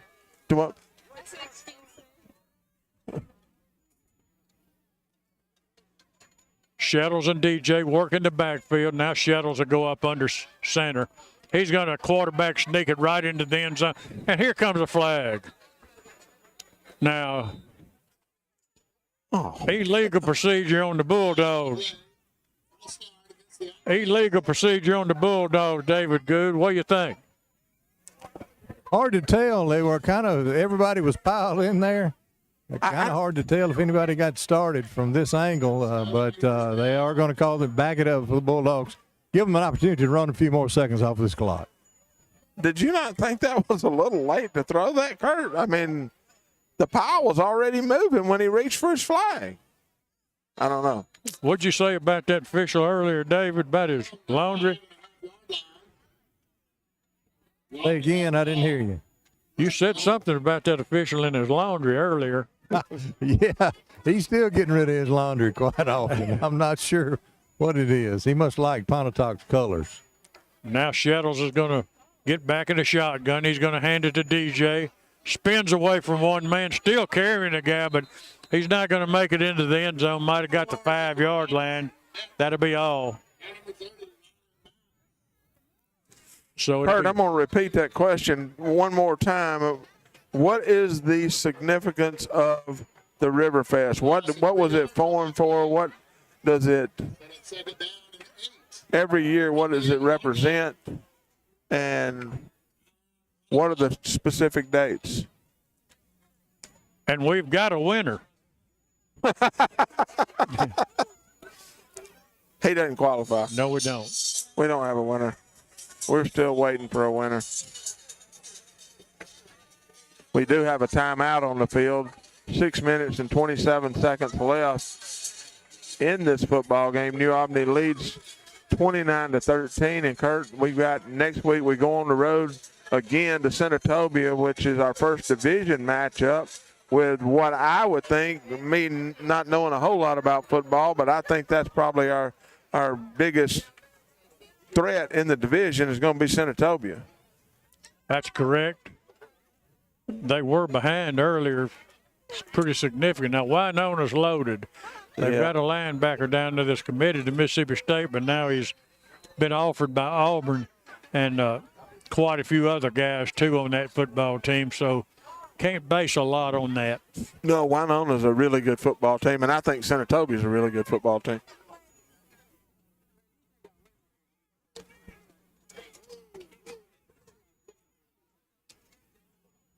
Hicks shifts from right to left.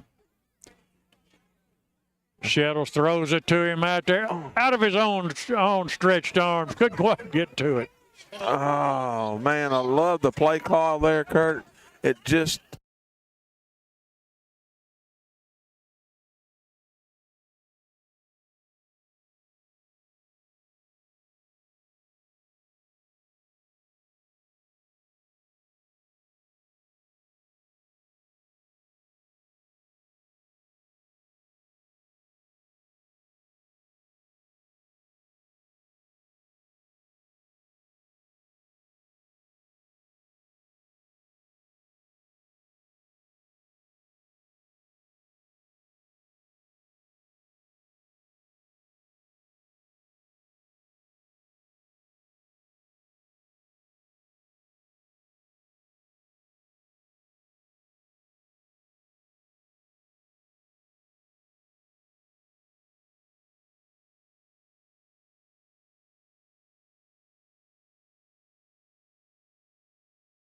somebody.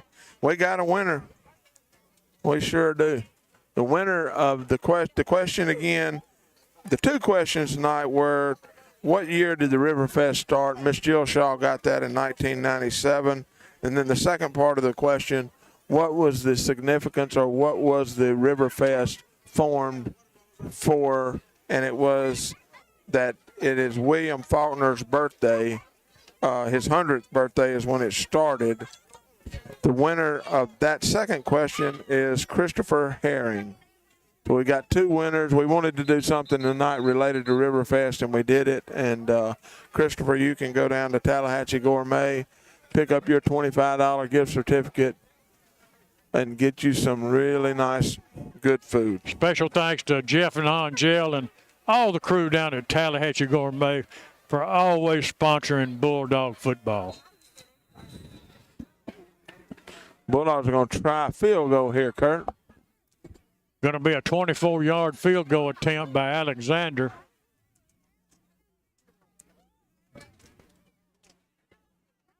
Got a good snap and hold, and got a good kick right through the middle. Bulldogs go up 32-13. We'll be back in 60.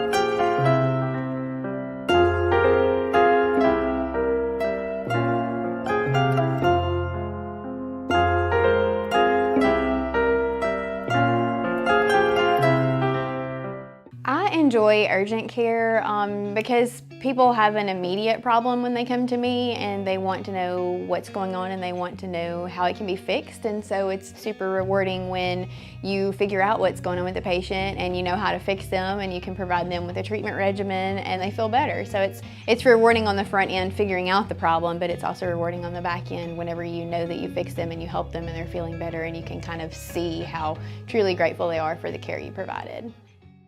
I thought he could during the commercial. Get better with Baptist Union County. All right, take it away. All right, here comes Alexander's kick. It's going to be a little high pooch kick fielded. It's going to go out of bounds around the 35-yard line. Kurt, that kickoff and all kickoffs is brought to you by Northeast Mississippi Community College. They begin their 75th year of athletic excellence. They've got two more home games this year in football. They play Holmes on the 5th for homecoming.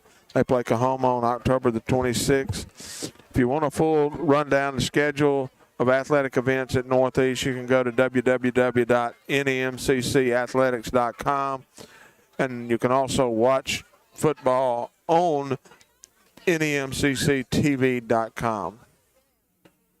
Looks like they're going to make us re-kick it, Kurt. With just a little over 6 minutes remaining in the football game.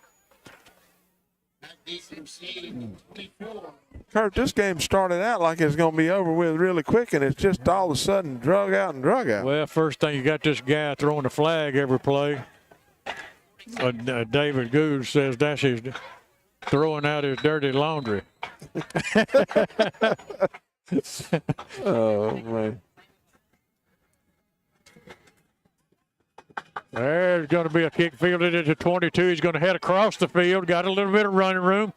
Picks up one block, but not enough. He's going to be taken down pretty hard by DJ Robinson and a host of other Bulldogs. Good job by Grayson kicking the ball deep across the field. It looked like when he was running up, he was going to do another one of those pooch kicks. And then he kicked kind of a low line drive, as you said, taking about the 20-yard line.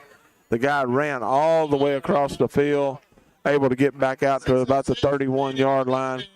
We got a timeout, Kurt. We're going to send it back to the station. This is Bulldog football. Insurance agencies and companies may appear to be the same on the surface, but you'll discover a world of difference when you look a little closer. The biggest difference is the people who serve you. At Collins Insurance Agency, we've been through the good times and the not-so-good times, too, always serving the people of this area with the very best in insurance coverage from some of the world's finest insurance companies. Collins Insurance Agency in New Albany. What will I find at Van Atkins? Well, diamonds, lots and lots of diamonds. Jewelry that you will not see in any other place. Our Van Atkins collection is styled from beautiful pieces from the past with a fresh Southern update. I believe you'll find value too. You'll also find people who are a part of this community. If you're celebrating something, we're going to celebrate too. We really hope you'll find Van Atkins special. I'm Chuck Cooper, and I feel privileged to be a part of that. In front of it. Good. Nice job of getting back in his zone a little bit. Good job. Good to see him out there. He went off one time earlier, injured tonight, and he's still out there battling and doing a good job. Pontotoc's making a few substitutions here, Kurt. Looks like Pass is still going to be the quarterback. He's going to have two receivers to his right, got two to his left. He's going to drop back again, looking to the left side, going to throw a little out. Had two receivers in the same spot, and Cameron almost had a chance to pick that off for the Bulldogs. If that Warrior hadn't got a hand on it, Cameron was going to have 6. Yep, it was close. Hey, guys, can y'all stand that way or that way? Thank you, man. That was just Olsen. He just telling me. Got Judon lined up as the quarterback.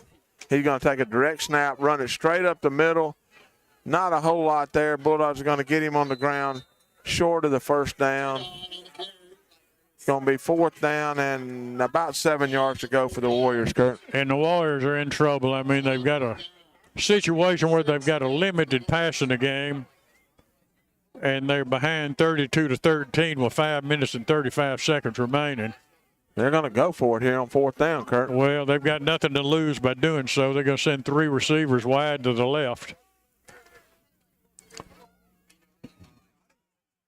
And I think Pass is going to try to run the football, and boy, he doesn't fool anybody. He got absolutely nowhere. He lost a few yards, and the Bulldogs' offense will take over. Huh. And I'm a little bit shocked at the.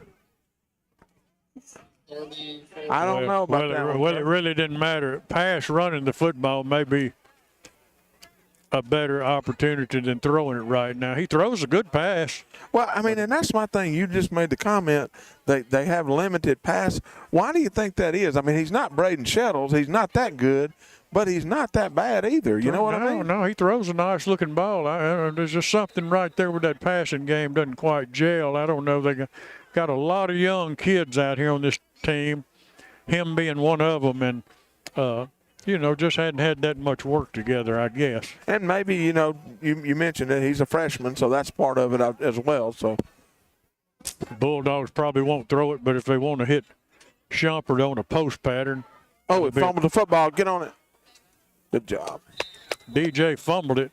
Handoff goes number 4, David Robinson, fumbles on the play. Now, I'm sure Cody Coach Stubblefield, doesn't want to probably pour it on. But they got one guy out here with Shumpert, one-on-one, playing up tight, and the safety was walked up about 5 yards from the line of scrimmage. Yeah, I think you're right. Coach Stubblefield and Coach Carter, I know, are really close friends, and I mean, the Bulldogs have got a victory here, and I think Coach Stubblefield is going to try to figure out a way to get this clock running and get this thing over with.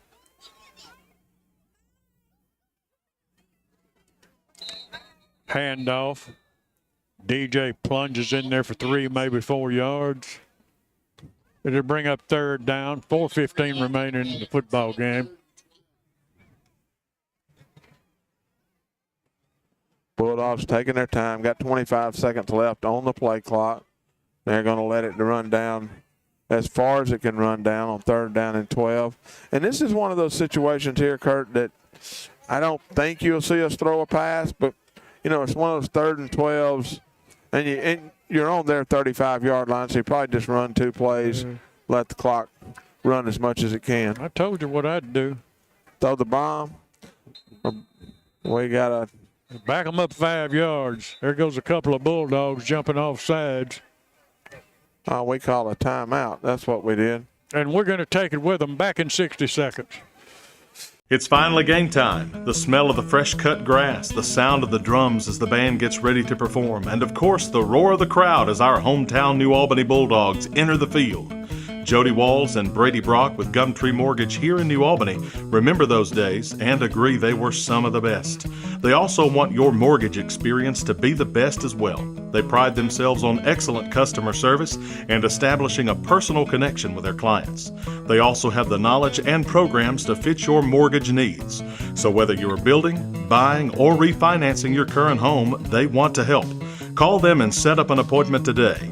Jody Walls and Brady Brock with Gumtree Mortgage. Let them help make your dreams come true. Go Dogs!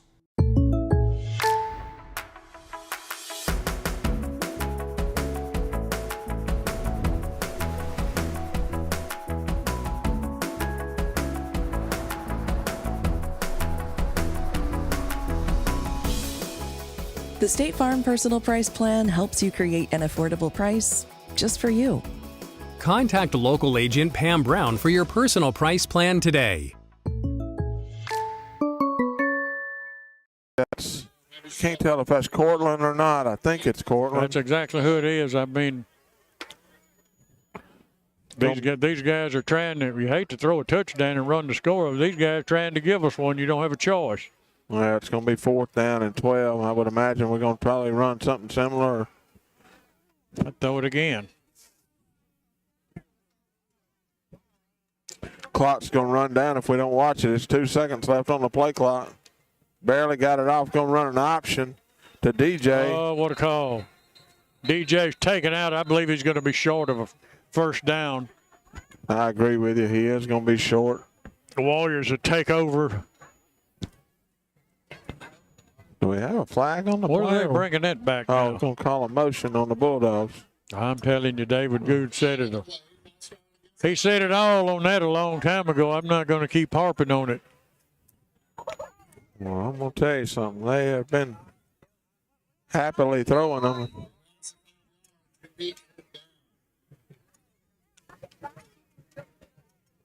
So I don't know what's going on. We're going to punt the football. That's what we're going to do. Got Johnson in the football game. Yep. Mr. Johnson's going to punt it away. Snapping it from the 40-yard line.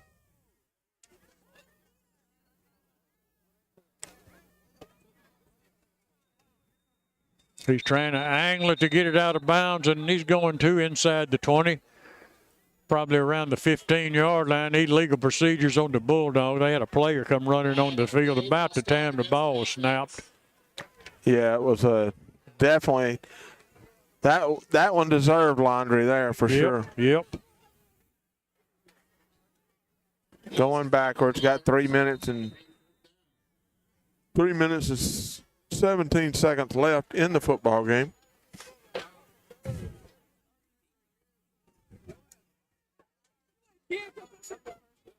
Now we're about to get everybody on the field.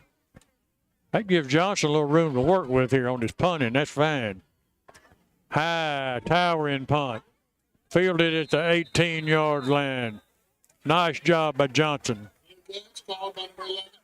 3 minutes and 4 seconds before we wrap this one in maroon and white.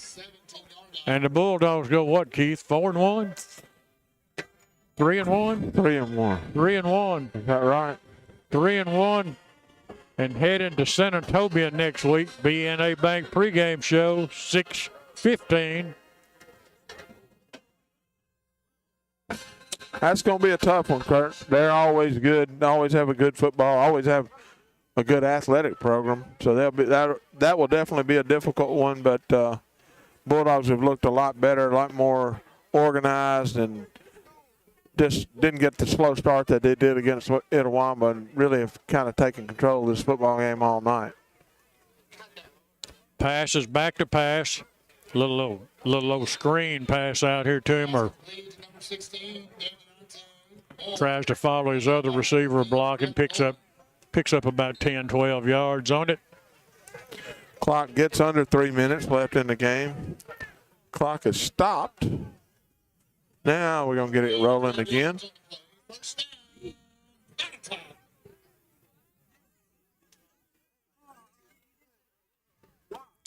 Same thing, the other side. This time he dropped the pass.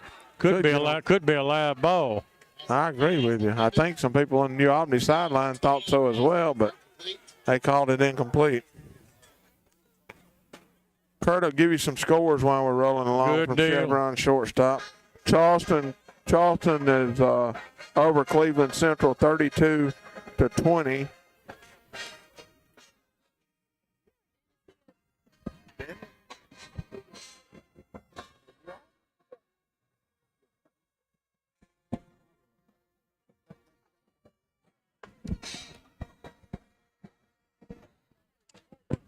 Okay, you can go on now, Key.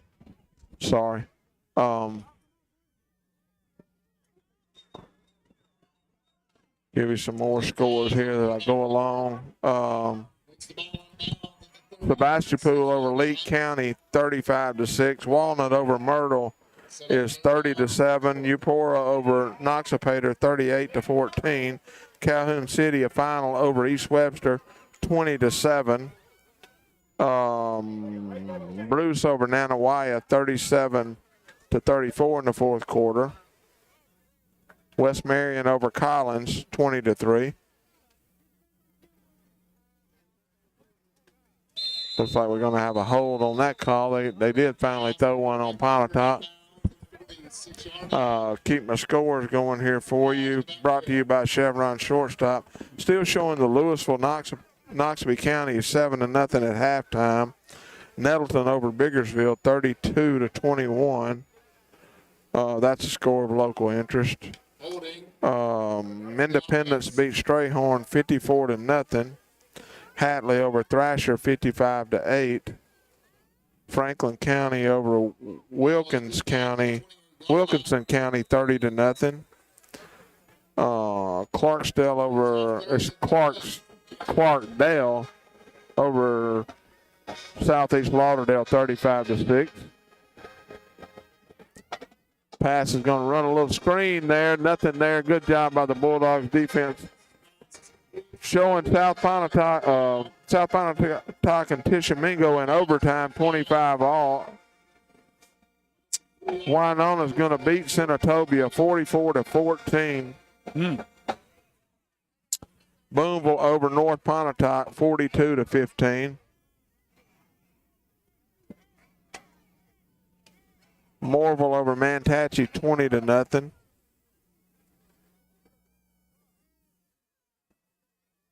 Houston over New Hope 34-7. Hattiesburg over Summerall 42-14. Ripley over Columbus 20. This score shows 20-14. As the Warriors punted away to the Bulldogs with 1 minute and 17 seconds remaining.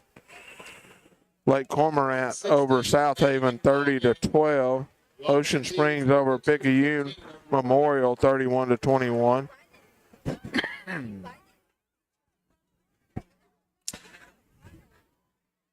Warren Central is going to beat Madison Central 24-21. That's a surprising one there to me, Kurt. DeSoto Central over Olive Branch 20-14. Red Bay over Belmont 14-6. Kossuth goes over to Arkansas to Osceola and wins 48-20. Clock running here, and Bulldogs are going to run the clock out and win this one, Kurt. Yeah, they're 32-13. Going to get in a victory celebration situation. Shettles will take a snap under center and take a couple of steps back and take a knee.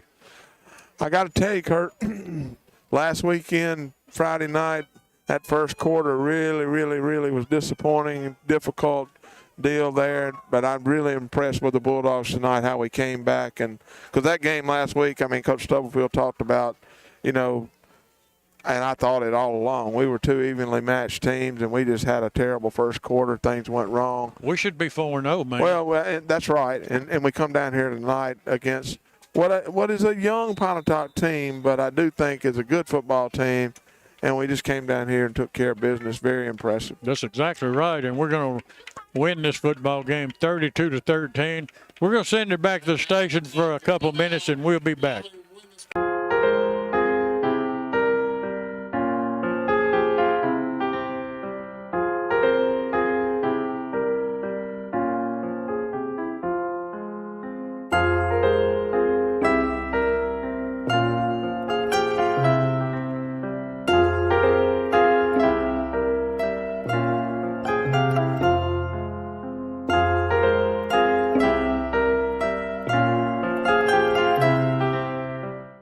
Enjoy urgent care because people have an immediate problem when they come to me and they want to know what's going on and they want to know how it can be fixed, and so it's super rewarding when you figure out what's going on with the patient and you know how to fix them and you can provide them with a treatment regimen and they feel better. So it's rewarding on the front end figuring out the problem, but it's also rewarding on the back end whenever you know that you fix them and you help them and they're feeling better and you can kind of see how truly grateful they are for the care you provided. 30 years since I got my wife her engagement ring. Insurance agencies and companies may appear to be the same on the surface, but you'll discover a world of difference when you look a little closer. The biggest difference is the people who serve you. At Collins Insurance Agency, we've been through the good times and the not so good times too, always serving the people of this area with the very best in insurance coverage from some of the world's finest insurance companies. Collins Insurance Agency in New Albany. What will I find at Van Atkins? Well, diamonds, lots and lots of diamonds. Jewelry that you will not see in any other place. Our Van Atkins collection is styled from beautiful pieces from the past with a fresh Southern update. I believe you'll find value too. You'll also find people who are a part of this community. If you're celebrating something, we're going to celebrate too. We really hope you'll find Van Atkins special. I'm Chuck Cooper, and I feel privileged to be a part of that. See nothing don't rip the hunt in. I didn't. What about Nettleton? Nettleton was winning. Oh, good. It's finally game time. The smell of the fresh cut grass, the sound of the drums as the band gets ready to perform, and of course the roar of the crowd as our hometown New Albany Bulldogs enter the field. Jody Walls and Brady Brock with Gumtree Mortgage here in New Albany remember those days and agree they were some of the best. They also want your mortgage experience to be the best as well. They pride themselves on excellent customer service and establishing a personal connection with their clients. They also have the knowledge and programs to fit your mortgage needs. So whether you're building, buying, or refinancing your current home, they want to help. Call them and set up an appointment today. Jody Walls and Brady Brock with Gumtree Mortgage. Let them help make your dreams come true. Go Dogs!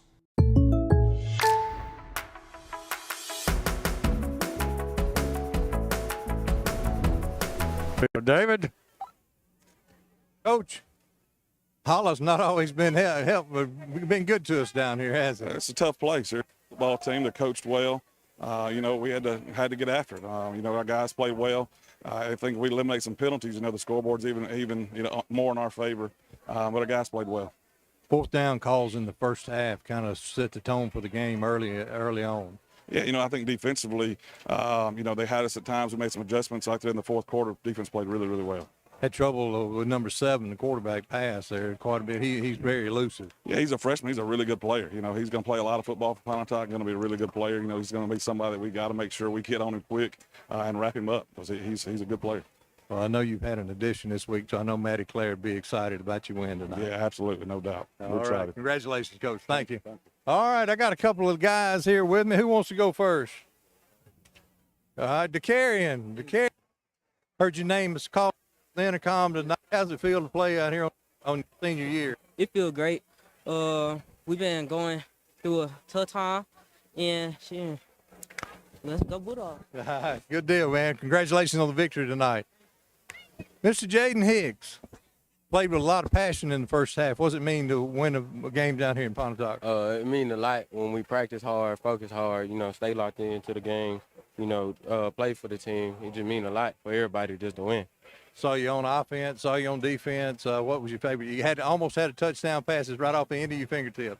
Yeah, I didn't catch it, but we still won, so it really don't matter to me. We always got a next play to play. So congratulations on victory tonight. All right, and I got one more somewhere around here. Where's my main man? Where's DJ at? Where's DJ at? DJ got a little bit going on. Hold on, let me get DJ. Come here, DJ. Come here, DJ. DJ. Sir. 3 touchdowns tonight. Felt like the first game for you, didn't it? Yes, sir. Had a pick six, had a rushing touchdown, and a catching touchdown. How's it feel? I mean, it feels good. Like, when you're playing with great guys like this on the team, it feels good. You get to make plays like that with people blocking for you and the teamwork and the family of it. So, yeah. Good to come to Pontotoc and get a victory? Always. Tough playing here in the hollow sometimes. We got a lot of dirty laundry they kept throwing on the field. Yeah, but we got to find a way to play through that. All right, good job, man. Congratulations on the victory tonight. All right, that's going to do it from the field, guys. Back up to you. All right, thank you, David. And sounds like those young men are excited about that victory tonight, Kurt, for sure. And it is. You know, he talked about it with Coach Stubblefield. It's not always been an easy place for us to play down here over the years. And that, I think, the way David was telling